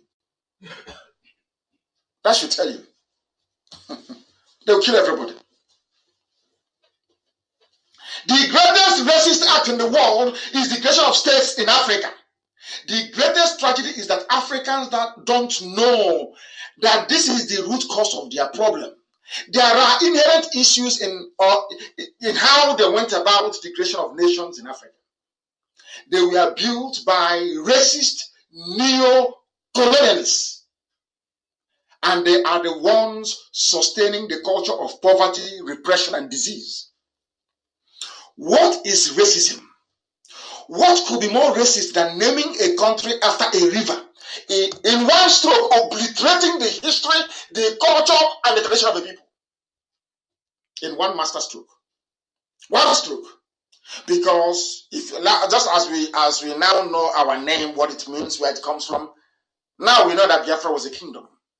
But kingdom of God in heaven. People wonder, but how can it be? I said, because you are blind in the spirit. That is why we name our children Chibuezera, God is king. Before the British came, nobody answered king in our land. Eze doesn't mean king. Eze is in Hebrew, or in Hebrew is Eza, E-Z-A-R, which means a leader. When you have Igwe, Igwe is Ojena Muo, a conduit between the living and the spiritual realm. Not a king. Not a king. We don't have kings in Biafra land. The kings you had were those made, when you hear about the king Amakri, king this, king that, they were the ones made by the Portuguese and the British when they came, because they needed to control everybody. They couldn't deal with our collegiate system of everybody coming to the market square and discussing. They appointed one person as a king, that's all. Do you understand how kingship came about? Even King Jaja of Opobo. That's how it came about. They're all slave merchants. That's all there is to it. The kings that you had, especially around the riverine areas of Biafra land, the coastal region, they were kings made to make the control of slave trade a bit more smoother. That's all. They're all slave merchants. That's all. What could be more racist than naming somebody who is a Biafran? You come one day, you say he's a Nigerian, and he's lost. And when when our fathers asked the British after Arochukwu fell in 1904, why are you doing this? Oh, who are we? You document everything. The British told our people in Arochukwu that you have no history when they discovered who we are. Now, let me tell you this. For you to be a human being, you must observe treaty and laws. For you to be a human being, you must obey and respect international principles that you signed up to. The so-called Nigeria, they have signed up and domesticated the following international rights and security and humanitarian treaties. Now listen, but there's still killing going on. I want to prove tonight the depth or the extent of a black man's stupidity. That's what I want to prove. Maybe after tonight I won't preach it again. And they include, listen, Nigeria ratified the United Nations Covenant on Civil and Political Rights, but they're still clamping down on IPOB, arresting us and killing us. But they signed the treaty because a black man doesn't know what a treaty means. More so a Janjaweed, a Fulani. They don't know what it means because they cannot run a viable modern government. They have no idea what it's all about. They go, oh, we are going to sign something in Geneva. They go and they sign in Geneva. They don't know what it means. Nigeria signed political rights. They signed the UN Covenant on Economic, Social, and Cultural Rights, which don't obey. UN Genocide and Torture Convention. But now, in a police station now, they are beating somebody, they are killing somebody right now. But they have a treaty that they signed. The worst of it is that if you take them to the court of law and say to a judge, please, can you interpret this thing? My child is at Army Cantonment or Army Barracks in Ojo. Is it as Ojo is called? They are torturing him. Look at this. A judge, a black man wearing a wig in Africa will find the government not guilty. But the law is there. We have serious problem. I want to read something which I would like Amaka to post, if she's still with us, because I know sometimes it can be a bit difficult. Listen very carefully, please. A white man wrote in Times Magazine, he said, a decade after the genocidal murders of the Tutsis by the Hutus, Rwandans are still confronting the memory of their worst crisis. Today, listen, I want to know when this thing was published actually. It's an old publication. You know what he said? Today, the Janjaweed are similarly butchering black people in Darfur by the thousands, yet the UN has refused to call it genocide. Maybe The tragedy will fit that definition when thousands of human skulls are stacked up in memorials in Rwanda. Rwanda, 150,000 killed. Darfur, maybe about 80,000 killed. In Biafra, 5 million killed. And when you talk about it, they say, go and kill him. And you, as a Biafran, you have never sat down to ask yourself why. Why is it that other killings, hey, they have taken away? Facebook is, Facebook has removed us, but we are going back. We are going back. They are panicking. They are panicking because of our gospel. Facebook has kicked everybody out because they can't take it anymore. They cannot take it. They are panicking. Seriously panicking. Facebook is panicking tonight. But we are going back. People shouldn't worry. We are returning to Facebook. We are going back. They are mad. They are mad. They are mad. They are like a habit. We are going back. You see what they do. Anytime we are hitting them, they will tell the Yoruba boy in Facebook, turn him off now, turn him off. We paid you yesterday, turn it off. You turn it off. He's a black man or black woman, and he's doing the bidding of racists and neo-colonialists. Anybody who wants you to remain in Nigeria is a racist and a neo-colonialist. We are back on Facebook. As Nnamdi Kanu, how do you know it is my page? It is the only one with over 400,000 followers. That's how you know. We are preaching. I will preach this gospel tonight. Even if there's only one person left, I will preach the gospel. I will preach it tonight. I will preach it tonight. I must preach it. If you people, I want this very link to my page to be shared everywhere so the world can listen and mankind bear us witness. Janjaweed is in Sudan. That is for them. Going to Sudan is the height of the achievement. If you're in doubt, to go and ask Sanusi, Lamido Sanusi. Going to Sudan is the highest because that is the headquarters of Janjaweed. And the next headquarters they want to build is in Biafra land. These are the things you must understand. You must also begin to appreciate that is why we do what we do. Now I have come to the main. It's unbelievable. I have taken nearly 2 hours laying out the preamble. Now I want Aisha to listen very carefully. And all those of you, those that coronavirus have not killed yet in Asorok, I need you to listen and listen very, very carefully. I want you to know what I will do to you. After this broadcast, you will know. If you don't release Olisametu, I want you to know what I will do to you. Because tonight, for delaying in the release of Olisametu, I gave you 14 days, but I thought about it and said, no, it's too long. It's too far. For delaying the release of Olisametu, I am going to give the whole world, I'm going to expose to the world a history you have been hiding for long. And I'm giving you 12 more days. If nothing is happening, then I'll release it. I don't want Nigeria to break down or to break into violence or breakdown of law and order. No. I want Biafra to be extricated peacefully.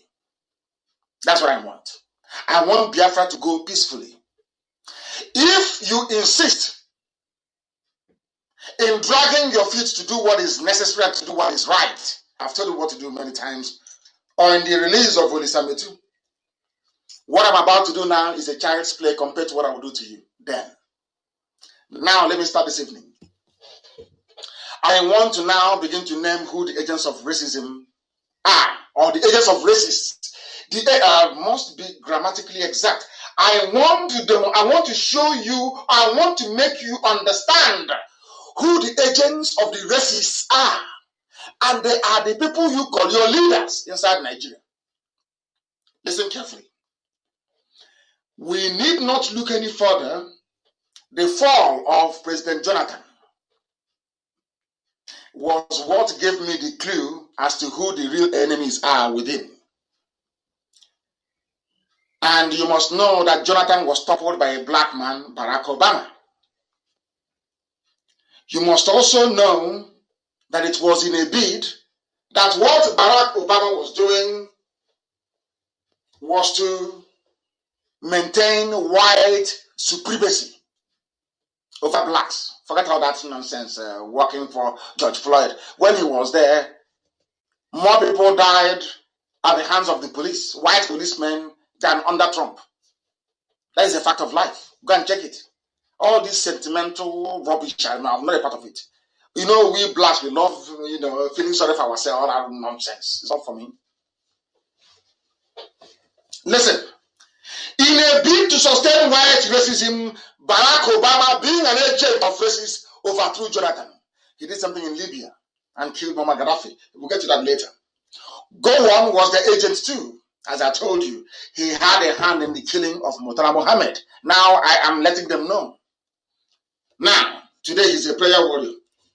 Now, the Northern Cabal conspiracy against Jonathan, the Fulani elite, they are agents of racists. Fulani, those you call the Cabal. Fulani, they used to call them the Kaduna Mafia before. All those people that you see being controlled by Abba Kyari before he died, they are agents of racists abroad. They are your problem. A white man is not your problem. I want blacks to understand this all over the world. A white man is the least of your problems. Your problem is your number one, and secondly, the treachery of most black people. How? You ask me. Now follow this sequentially, please. Get your pen and paper ready. Without get your pen and paper ready, please. And note this history. I'm telling you something that newspapers cannot publish. They cannot publish it. That is why everywhere they are listening to Radio Biafra right now, this minute, this second. Listen to this. Goodluck Jonathan was inaugurated in his own right after the death of Yar'Adua. He contested and won in 2011. He was sworn in on the 29th of May 2011. Write that date down. May and June. The same year, after barely less than a month in office, Boko Haram struck. Only 16 days in office. Boko Haram was unleashed. They struck. And I want to give you the reference. Amaka, please spare. Amaka, I know you are very busy. It's a bit late. Kids are going to school tomorrow, but I will ask you to stay with me. It's very important tonight. This program tonight is the program that will cleanse every black person who listens to it. You can no longer be the same.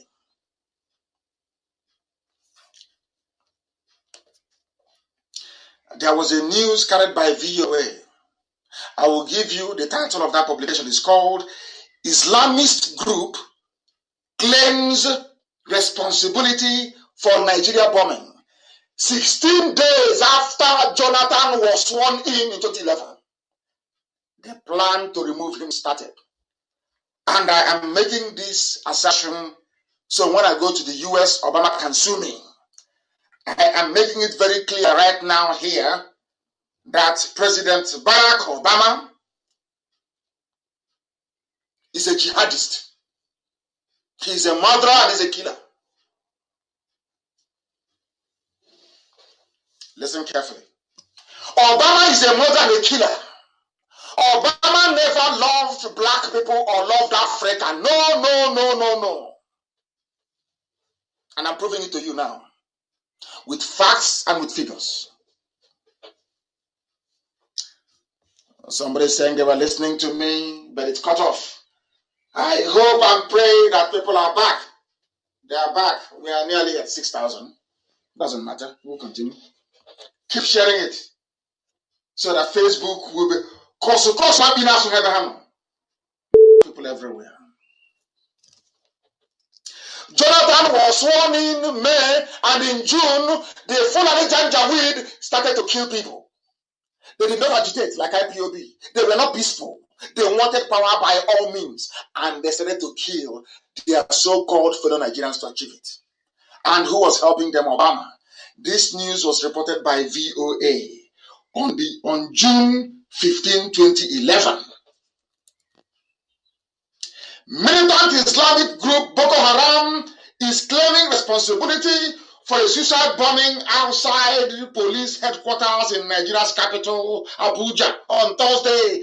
Who are the sponsors? Sali Ndume, who is the chief negotiator, Muhammadu Buhari, who said an attack against Boko Haram is an attack against the North. Buhari, knowing all these things, knowing that Buhari was in bed with Boko Haram terrorist group, why did Yorubas vote for him?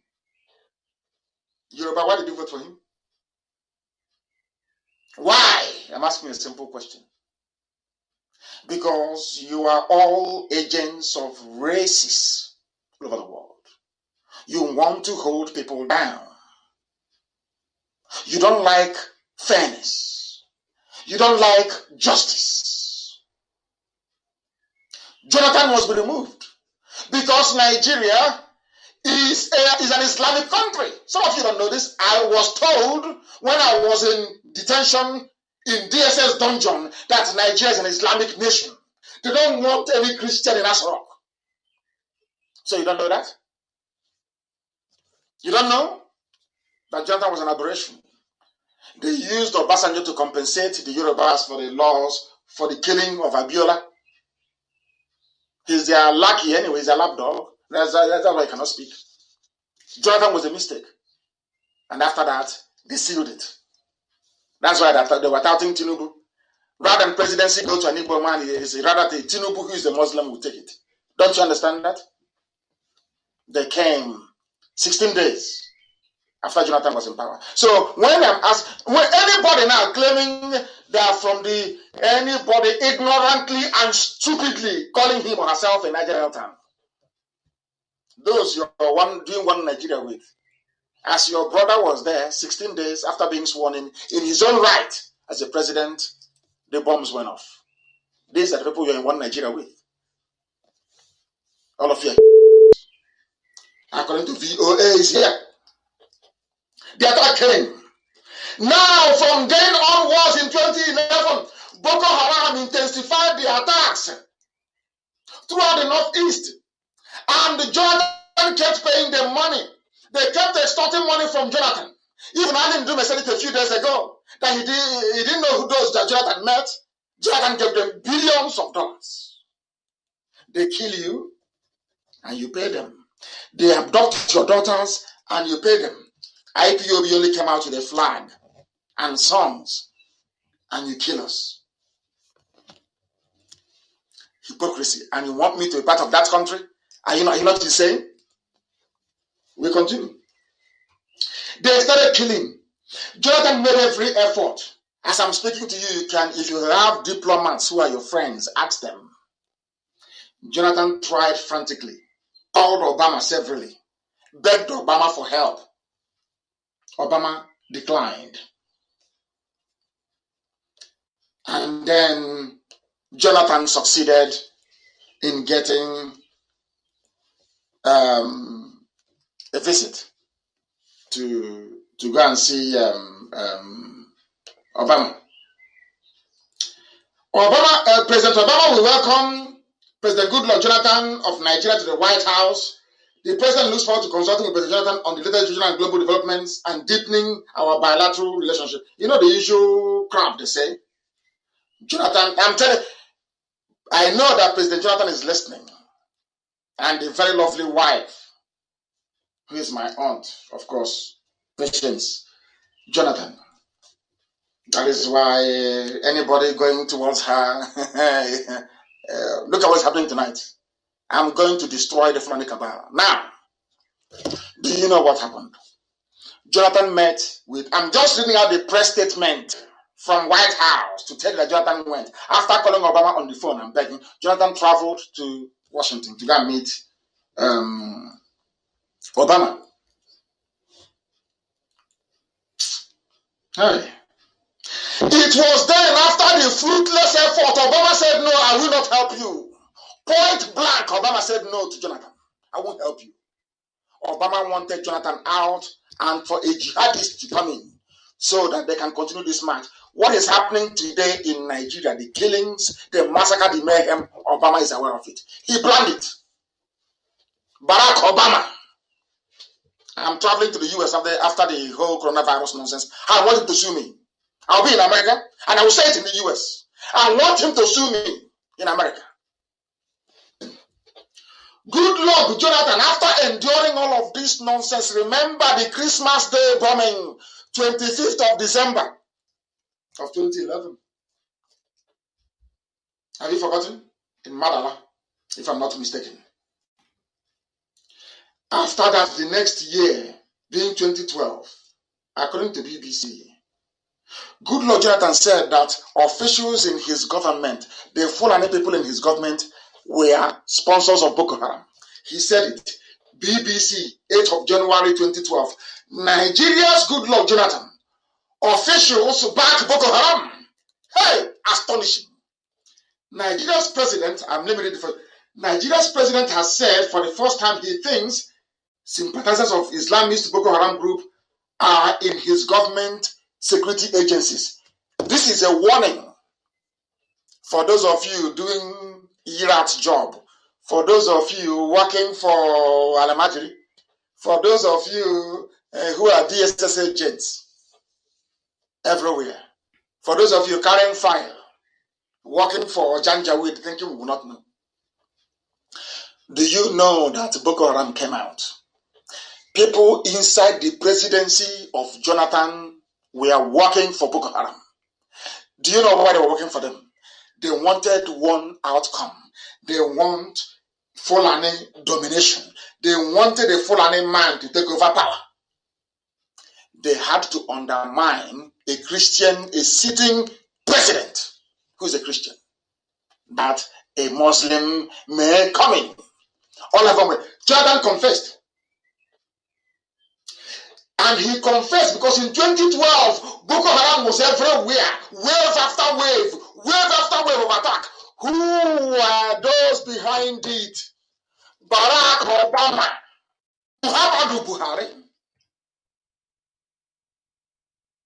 and the Islamic Janjaweed movement. That was when what you're seeing happening today, the killings in the north, did not start now. It was conceived by Obama, President Barack Obama of America. That is to tell you that blacks are serving whites, even if they are president or ex-president.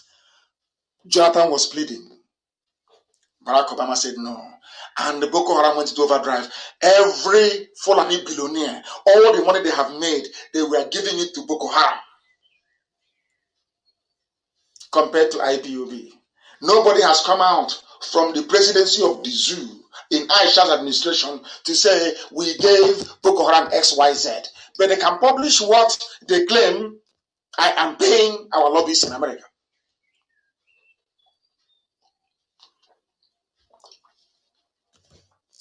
Jonathan was complaining the Fulani people in his administration were actually Boko Haram sympathizers. Do you see how people work with one mind? Boko Haram are doing the killings for them. They are in the presidency, strangling Jonathan, quite literally. As if you don't know. See if you don't know. Jonathan was asked to seek help from Israel. Now he's going to be shocked. Remember when Jonathan went to Israel? And he was praying at the wall. Even before then, Jonathan went to Israel. Now let me shock you. Jonathan traveled to Israel because people advised him that since Obama will not help you, you're a Christian, you're a Biafran, you are Igbo, you might as well go to Israel. Israel may help you.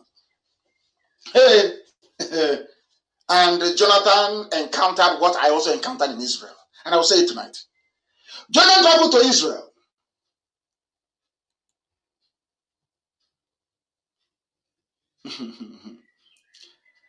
They asked him, do you know who advised him to go to Israel? You know, he's like his namesake, Zeke. They love to surround themselves with Fulani. I don't know why, what is wrong with our people. His security advisor was a Fulani. Everybody was Fulani. They asked him, since Obama have said no, why don't you go to Israel? He didn't know it was a trap. Jordan traveled to Israel. As a Christian, he believed that it was that the move will make him feel better. Israel will give him good advice and support. But he didn't know that in world politics that economic interest is more important than anything. Do you know that? Do you remember when we were bringing up? They said it was Mossad that was guarding Babangida. It was Mossad that designed Asarok. It was Mossad that put in place all the security you see in Asarok today. That is why it cannot be taken by a light infantry brigade. They cannot take Asarok. You know, nobody can storm Asarok and take it easily. Only if there is heavy machinery or if they are prepared to lay siege to it for months on end. It was designed by Mossad of Israel.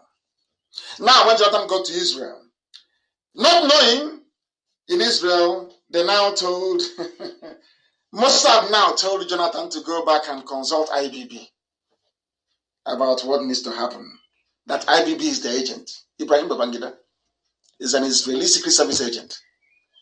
He'll be shocked. He must have fallen off his chair by now. He'll be wondering, how did this madman know this? Now, they now said to Jonathan, if you want Mossad to help you fight Boko Haram, then he now needs to go back to IBB and get permission. And the IBB will tell him what to do as their agent. It was at that meeting that IBB recommended that his former aide-de-camp, Dasuki, be made the national security advisor. Follow this very carefully. I'm saying this tonight to warn Aisha what I will do to you. If you don't listen to this, what I will do to you. Young lady, what I will do to you. Any ear that hears it will start bleeding. I want to use Ibrahim Babangida and Dasuki and all transfer with Jonathan to give you a taste of what is to come. They asked Jonathan to meet Babangida. Jonathan went and met Babangida. And Babangida said, you make Dasuki your aide-de-camp, your ADC. And after the agreement was reached, Jonathan was now arranged to travel back to Israel to meet Prime Minister Netanyahu on the 28th of October in 2013. Are you following? Mossad now said, our own brothers in Israel now said to Jonathan, you must work with Dasuki before coming to Israel. Mossad told Jonathan that Dasuki is the only man we trust. You must work with Dasuki. And who recommended Dasuki was IBB, who is their main man. Jonathan had no previous connection with Dasuki. So they now asked for Dasuki to come. Dasuki came. Jonathan knelt down in front of Ibrahim Dasuki to beg him. And Dasuki said to Jonathan, I will work with you only on two conditions. One, there will be no protocol with me. I will run the office of the National Security Advisor as I see fit. And another thing, you must appoint Lamido Sanusi as the CBN governor. That was how Sanusi became the governor of CBN. Are you listening to me? I'm giving you facts and figures. That journalists in the zoo right now, they're going crazy. That was how. Now you can see the chain. They are now circling. The Janjaweed are now moving into position to circle Jonathan completely and destroy him in 2015. They said to Jonathan,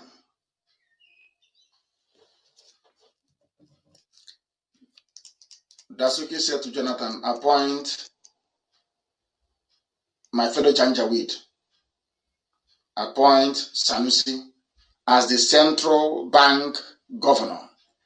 And you must give me access to central bank to take however much money I want without protocol. And to facilitate that, I need my own fellow Janjaweed, my own brother, my own fellow Islamist in Sanusi. There, so when I go to take the money, nobody will talk. Jonathan agreed and gave his approval. As soon as Jonathan accepted the demands, the northern cabal now mounted the pressure. Go and check the media. They now mounted the pressure for Lieutenant General Andrew Aziza to be replaced. I have the secret. The only reason why I don't want to release it, I don't want Nigeria to, people have died too much. I don't want people to die. I don't want people to die in Nigeria. If I want people to die, if I release it, people will perish. There will be immediate combustion and people will die.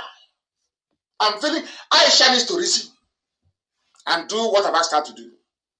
Not just she knows the number to call to reach us, so we can tell her the modalities, how the referendum is going to go. Or else, I'm finishing Nigeria. Nigeria is gone after tonight. They're finished. That's what I must preach. Jonathan made Sanusi Lamido Sanusi CBN governor so that Dasuki can have easy access to foreign currency without question. He can take any amount he likes. Nobody can question him. That was the deal. But Babangida was seen on it. Mossad, that was the condition to Jonathan. He wanted access to central bank money. They now replaced Aziza. I want you to know that Aziza was replaced in June of 2012. June 20 was removed. At the height of Boko Haram insurgency. At the height. There was a publication. And Amaka, don't sleep, oh. Amaka, don't attempt to sleep. Biko, I'm begging you. Uzuaka, tell Amaka not to sleep, please. I don't need any sleeping tonight. I'm going to read out the headline, and I want to, every headline, every publication that I spell out, I want you to copy it. Copy it. Google it. If you're on my page, you should be able to find it. Search for Nigeria, Northern governors hail removal of National Security Advisor and the Defense Minister. These were the grand plan of Babangida with Mossad. Mossad was doing it because they wanted to keep their agent on the ground, who is IBB. But IBB and Dasuki with Sanusi, they now used it to build the base of Boko Haram and the Fulani hegemony. They now had access to uncontrollable amounts of money and in foreign currency. Ibrahim Dasuki. I campaigned for him to come out of detention. No doubt about that, because he was detained illegally. I'm not giving you facts and figures. Northern governors hail removal of NSA and Defense Minister. It was published by the Janjaweed newspaper, Daily Trust. Now, at this time, this was when Jonathan realized now that the entire northern governors, all of them, were all sponsors of Boko Haram. The entire north, everybody wanted Jonathan to leave office before 2016, before the next round of negotiations of oil well contracts. Jonathan had to go.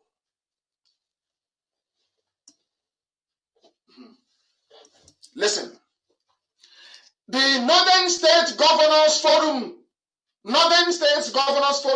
has described the decision of President Goodluck Jonathan to remove Minister of Defense, Dr. Bello Haliru, and National Security Advisor, Lieutenant General Andrew Aziza, as a good step in the right direction. These were the people fighting Boko Haram.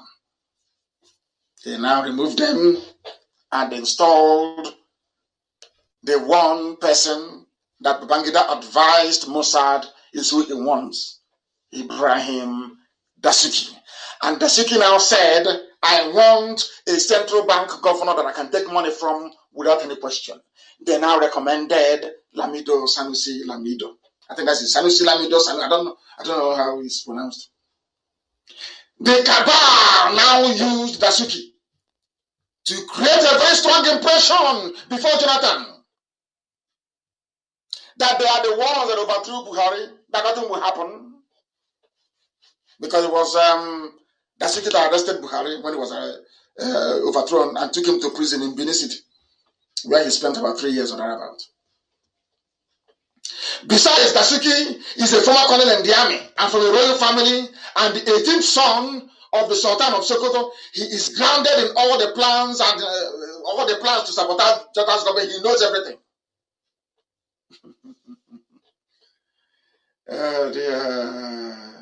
So the keeping of Dasuki in detention was a game plan.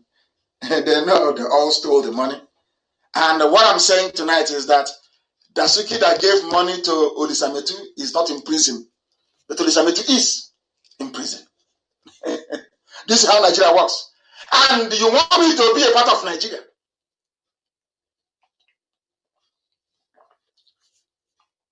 You accuse me of stealing, you jail me.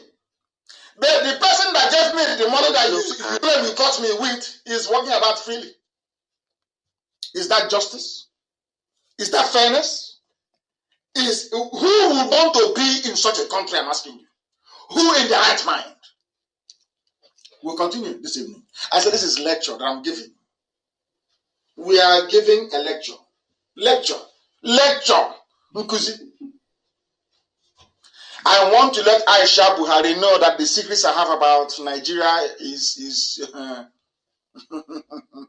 it's just an appetizer. Don't release the Olisametu, then you see. This was a simple appetizer. They used Dasuki. The appointment of Dasuki gave Ibrahim Babangida and his men unlimited access to CBN. They stole CBN dry. That man on a wheelchair. Even in a wheelchair, Babangida is still stealing and thieving.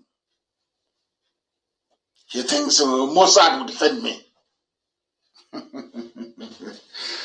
Oh, dear me. You know what they did? They started looting billions of dollars, unaccounted for.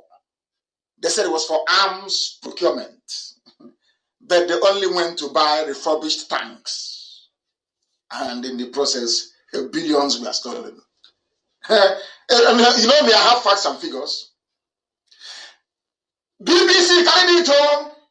12th of February 2016, Nigeria to probe generals over arms fraud. Arms fraud facilitated by Ibrahim Babangida, executed by Dasuki through a kleptomaniac in Sanusi. Oh, Fulani, because of Jonathan's cowardice, Fulani Caliphate, the Janjaweed, the feudal lords, they made nothing less than 11 billion US dollars.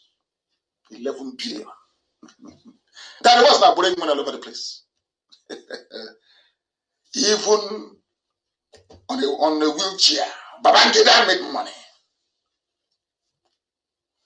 That is why they can import the grass. You know, the son plays polo with a horse. The grass the horse eats, they import from the pampas of Argentina. The horse that Babangida's son Mohammed uses to play polo, they import it from Argentina. The zoo is there. 12 senior Nigerian army officers have been handed over to the anti-corruption agency for their alleged involvement in arms scandal. That was the 2 billion they can find. That's why they're holding Olisametu. Olisametu never took any money from anybody, not from central bank, but they're holding him because he is an Igbo man. He is a Biafran. They know nobody will stand up for him. They know the politicians cannot circle their wagon and say enough is enough. They have been backbiting and stabbing each other at the back, that they are useless. They can't come together to fight for anyone. It's there for us to fight for them. And we shall continue to do so, because it's the right thing to do. Generals indicted, or should I say, of course, indicted. That's Nigeria for you. We'll continue. I'm giving you facts, I'm giving you figures.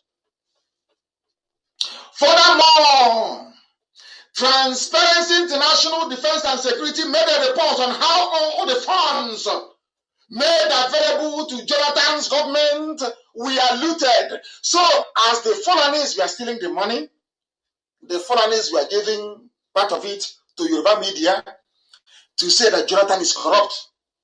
And Jonathan, being a gentleman who cannot speak for himself, was helpless. Obama wanted him out. Israel that he went to, as he ran to them as a brother, they referred him again to Muslims. Mossad of Israel, which is a disgrace. Referred Jonathan back to Muslims because they are their agents. Agents against your own people. Agents against your own people. Terrible. We continue. After Jonathan, the report, let me give it to you, please, so you know what I'm talking about. It was a publication by Transparency International. Transparency, it is called Weaponizing the title is Weaponizing Transparency. Defense Procurement Reform as a counter-terrorism strategy in Nigeria. They are the ones that refused to help Jonathan Obama's administration. But now that Jonathan had gone to Israel and Israel said, do what Babangida asked you to do, which is to appoint Dasuki. And Dasuki said, before I can take it on, you must appoint Sanusi to give me access to money. They are now blaming Jonathan again for corruption in PDP, corruption everywhere. Whereas it is Fulani that we are taking all the money. The same thing they're doing today. That's the way they are. To loot, as Lugard said. Transparency International. No weapon came. Instead of Obama to give weapons directly to Jonathan to go and fight Boko Haram, they asked them to go and bring the money and buy. Jonathan, before Jonathan could get at the money, they said, you must push Dasuki and Sanusi Lamido. And that was the end of it. And instead of fighting Boko Haram, they were busy looting all the money and people were dying. Unbelievable. There are plenty. Very many of them.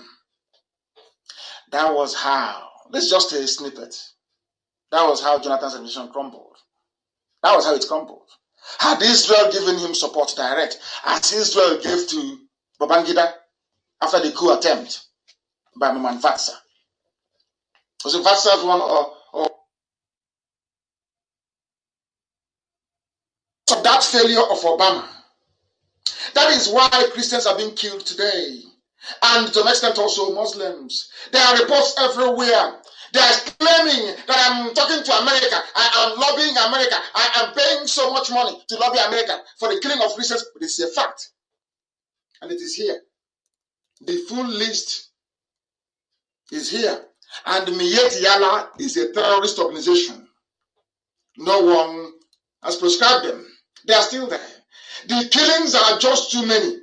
Which one will I read out and which one will I abandon? Who the man responsible anytime there is killing in the northern part of the zoo called Nigeria? The person that should come to your mind first is Obama. Second is Buhari.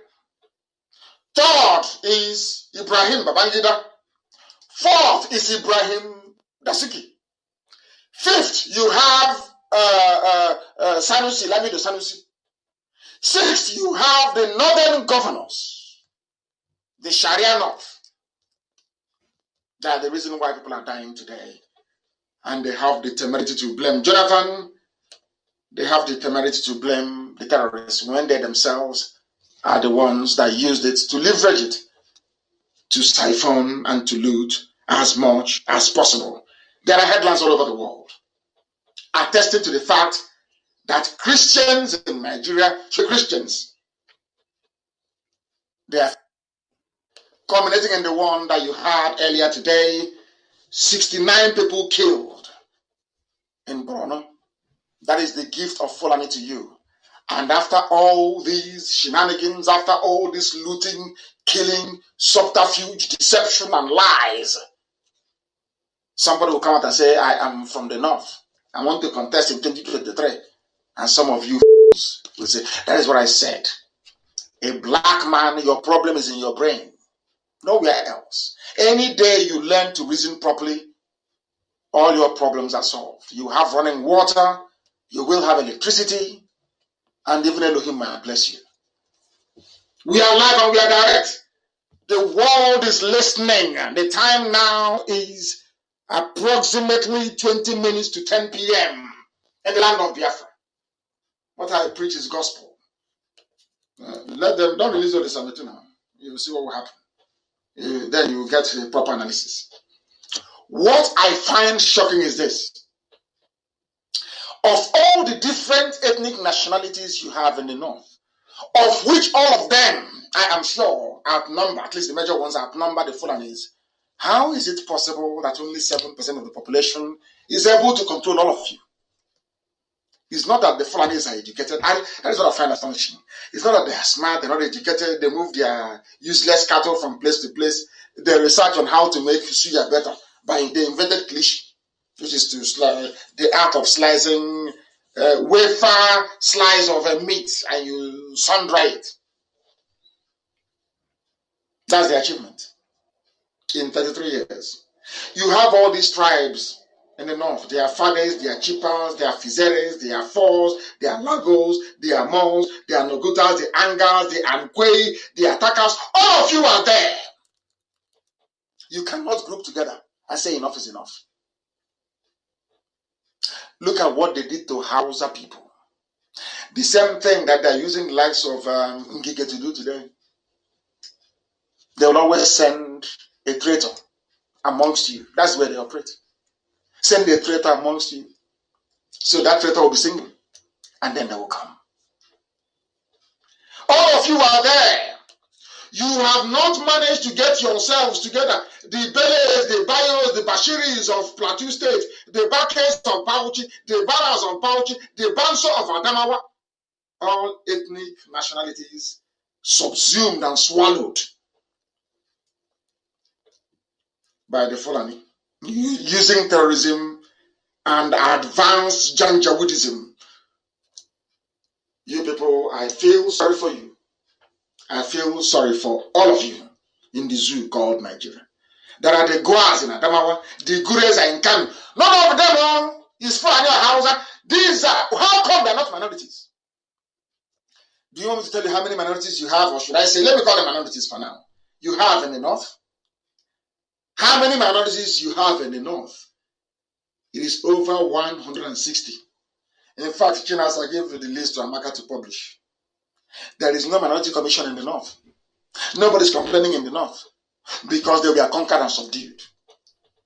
But in our land, in Biafra land, where the Igbos, the majority ethnicity, did not conquer anybody, people are just running their mouth like a broken down machine. Just making noise and talking rubbish. Pure nonsense. But look at the north, where there was conquest. The Fulani come subdued. That is, Sharon Allah subdued them. Have you heard anybody from before say, I am a Kurama? Have you heard of that name before, Kurama? They are found in Jigawa, in Kaduna, in Nisha, in Plateau. Very big. The Fulani have so much dealt with them, nobody can speak. But today I am telling them that I will be speaking for them. We want freedom for everybody. I said freedom for everybody. We want freedom for the Kuti people, for the Kute, for the Kushi. We want freedom for the Kwaro people. We want freedom for the Laru people of Niger.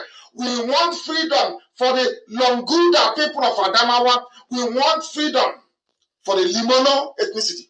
Have you heard of them before? They're all in the north. But Fulani have subdued them.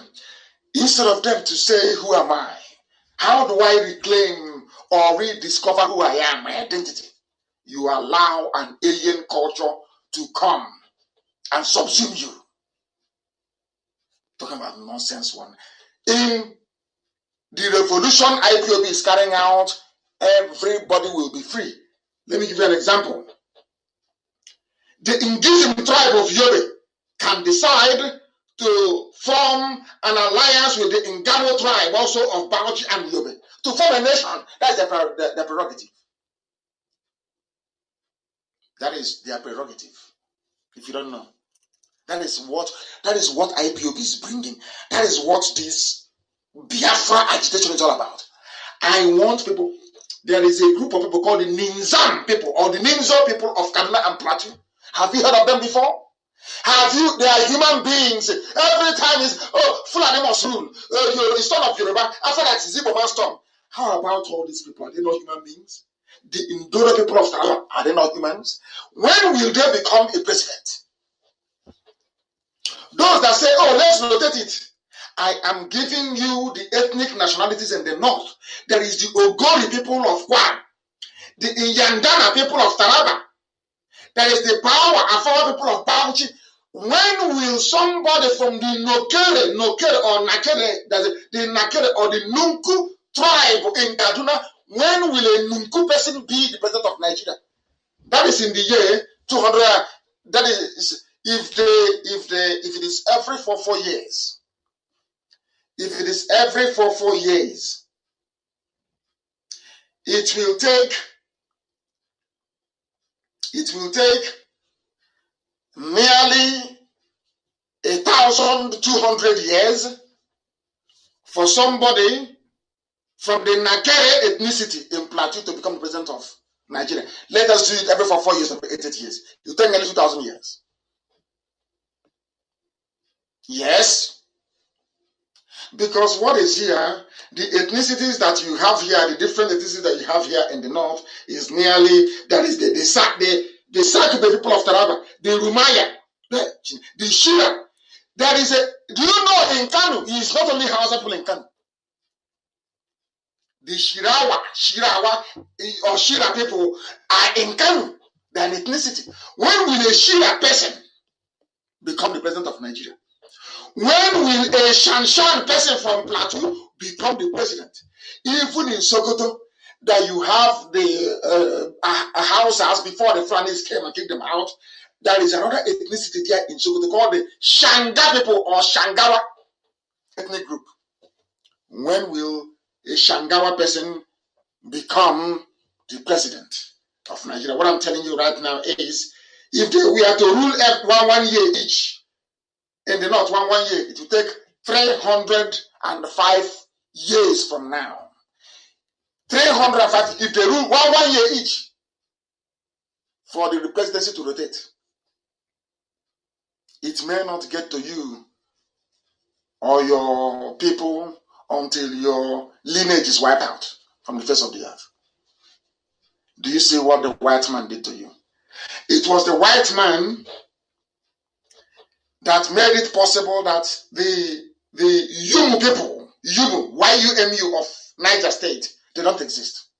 What exists in Nigeria, if you're lucky, is Arewa, Oduduwa, Biafra, or what we hear about every day because of our agitation.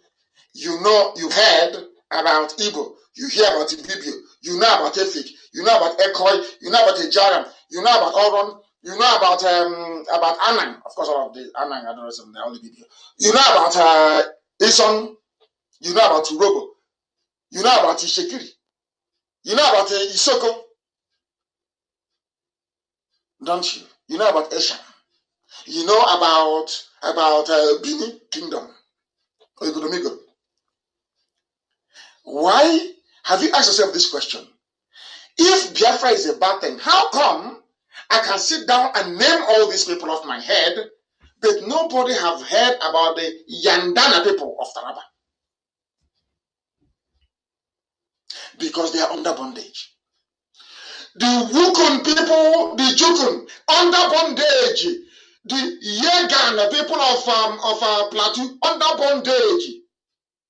The Zion people of Bauchi, not just outside Zion, most of my Christians, they are under bondage, and who hears about them? These are the people we are fighting for. Every oppressed person, once you are oppressed, the Zulawa people of Bauchi, we are fighting for you. That is why we are different. That is why we are different. Do you now understand? Do you now understand that Elohim is in heaven? That we have no equal. None whatsoever. All these people, are they not? How can a white man come with one stroke of the pen, the history, the culture, the life of the Wukun people not known, the Wamba people, they are not known, the Waji people of Bauchi not known, the Waka people, W-A-K-A, of Taraba, nobody knows them anymore. They're gone. Because of what one white man did. I am now saying, do you see why? Wouldn't it be very nice for all of us to just go our separate ways? And then, if you want to be in a country together with everybody, you go. People are asking me, have you lobbied Islam people? Have you lobbied Ibibio people? Have you lobbied Efik people? Okay, so you know it is good to lobby people before you take them into a nation together. Why can't the same thing apply in Nigeria? Won't it be very nice? I want to know about the culture of the Zabara people of Niger State. I just want to know. I'm a student of contemporary history. I just want to know. I want to see their culture, their way of life, their dance, their music, their food. I want to know the Yot people of Taraba, the Yumu of Niger, the Yuam of. I want to know who these people are. Don't you? How can a white man come and with a stroke of the pen, Nigeria, all these his colorful, beautiful history are just wiped away, and you don't want them to be racist towards you? Do you see how I have proven to you that we are the cause of one problem? Not the man that killed George Floyd. We are the reason why George Floyd died. We don't even know these things. How many of you know this? That there is a tribe called Yumu, Y-U-M-U, in Niger State. They are not Hausa, they are not Fulani, they are not Bagi, but they are there. That was how God made Africa. We were living peacefully together side by side, no wars, nothing. Of course, the Fulanis came with their war.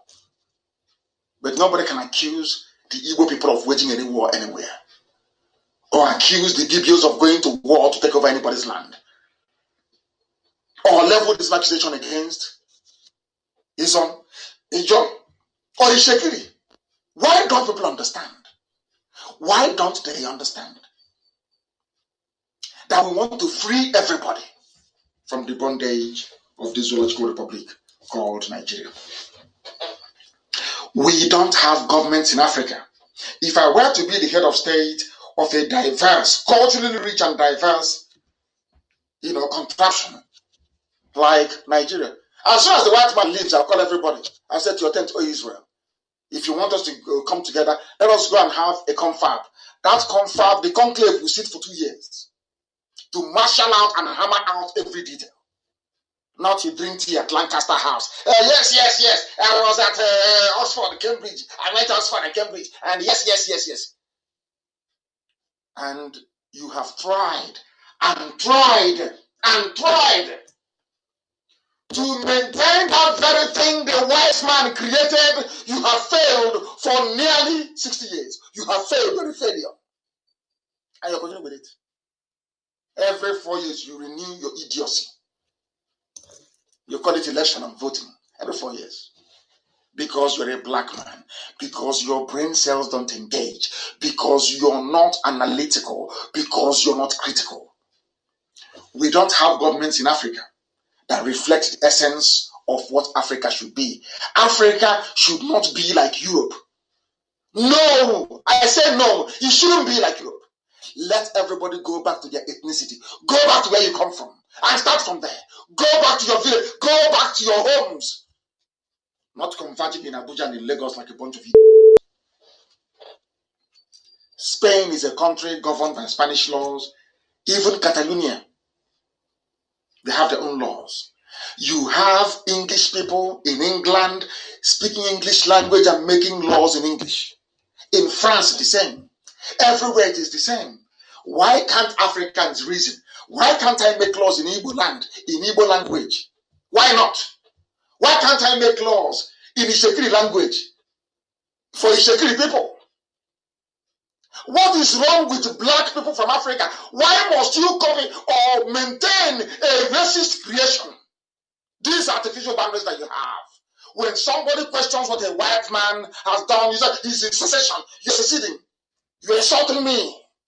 As somebody talking to me about it, that means you're insulting me. How can I secede from something I did not create? If I go into an agreement with you, then you can call it or term it secession. I don't know who you are. You came from somewhere looking very pale and white. You come and you say, your name is Nigeria. And you are jumping up and down. You don't know we are Biafrans, that we reason? You don't know we reason? We don't answer the name of a river. We don't. We name rivers. Rivers don't name us. People everywhere. Some of you, I want to tell you something this evening. I want to teach you something this evening that some of you don't understand. There is a place called Katsina Ala in Benue State. That Katsina Ala was created in 1914 or that. It's an old place. Katsina Ala. Hausas used to come there in Benue State. They used to trade. They used to come there. And they gave it their name. The name Katsina Ala is not original to that part of Benue State, if you don't know. But there's something very, very important. It is the location of the very ancient Nok culture. Some of you don't know this. Nok, N-O-K. Remember that I told you before that the Hausa people are very ancient people and that they have a civilization that one should be proud of. I want to tell you where they learned it from. There is an Iron Age population. Their name is Nok, N-O-K. There is something I'll tell about this Nok and Ham. These are all biblical names. But I'll come to that later. And how it affects Biafra, I will tell you. You know, I told you that Biafra is over 5,000 years old. I will tell you something about the Nok people and the Ham inhabitants. The Nok people came originally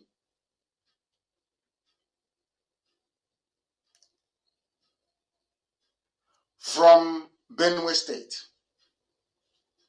It was when the Hausas came that they copied their bronze works, how to smelt tools, and how to forge tools, and took it back to Zaria. That was how the Hausa people learned to build a musket, a gun. The Hausa people learned how to build a gun before any white man did anywhere in the whole world. You'll be shocked. They came to the land of Nok in present-day Benue State. They learned how to smelt, and they learned how to forge tools. And you know the funniest thing? They were doing this thing 500 to 1,000 years before Christ was born. 1,550 busy. I don't want them to close us down before they say we know too much. I don't want somebody to say this Biafra shouldn't come. These people, they know too much. When the white man was still groveling all over the place, before they came down from the mountains in Russia, the Caucasus, black people in Africa were building guns. But when God saw the wickedness in our hearts, that we don't love each other, we are very wicked, he took the grace, it's called grace, took it away from us and gave it to Europeans. You don't know this before, do you? That before the white man started covering his nakedness, there is a piece of Biafra land where people were smelting iron.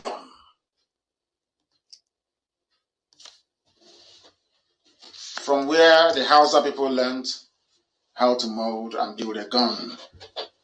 They gave that place their name, Katsina Allah, in remembrance of, in memory of Katsina, the proper Katsina itself, that had a Hausa king there.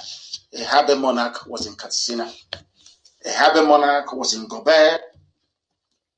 A Habe monarch was also in Kano. The Hausas have a very proud tradition and rich cultural heritage which the Fulanis have destroyed. They don't know who they are. And that is what they wanted to do to us. To make you not to know who you are. That was what Britain, Satan and everyone sent to Britain to destroy us, destroy our brain. So you will know, once you don't know who you are, you can never discover yourself. I will help the Hausa people rediscover who they are. They have no idea. The Hausa people had the longest, most flourishing, most colorful, most technologically advanced civilization in the history of Africa. Hausa, yes, Hausa, and they are good people.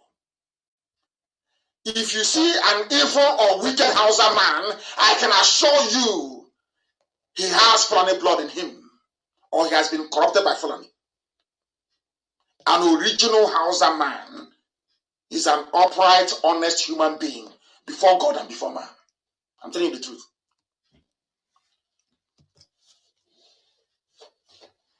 I don't know if people can handle this program even more. I don't know. I doubt if they can. It's brain resetting.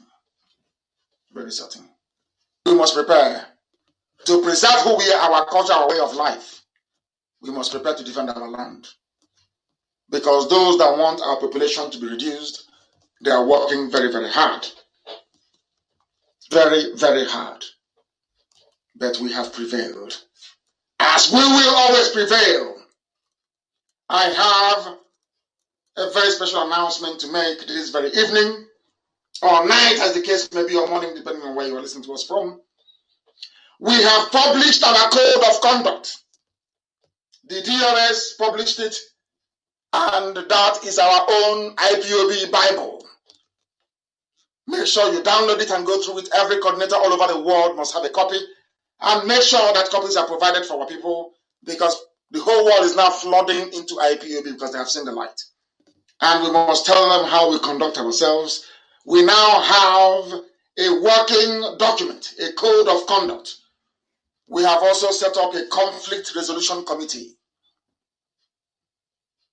that will handle every grievance, every complaint, and their decision is final. You don't appeal it.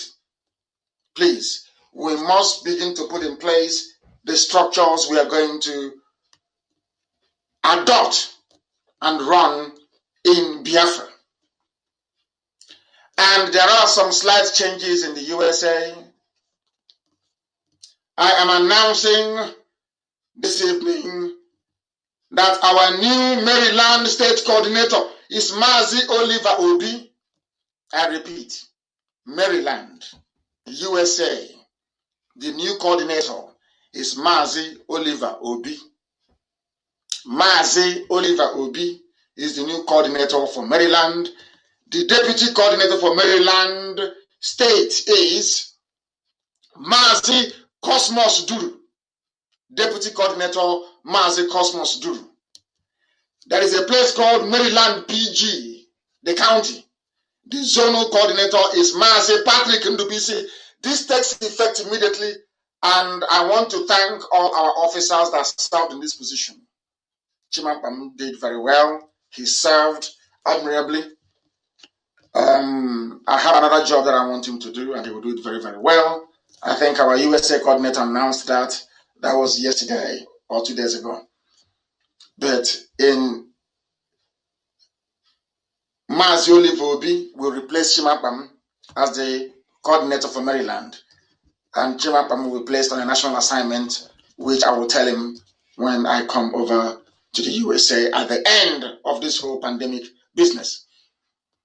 The Maryland treasurer, because I don't want men going near our money.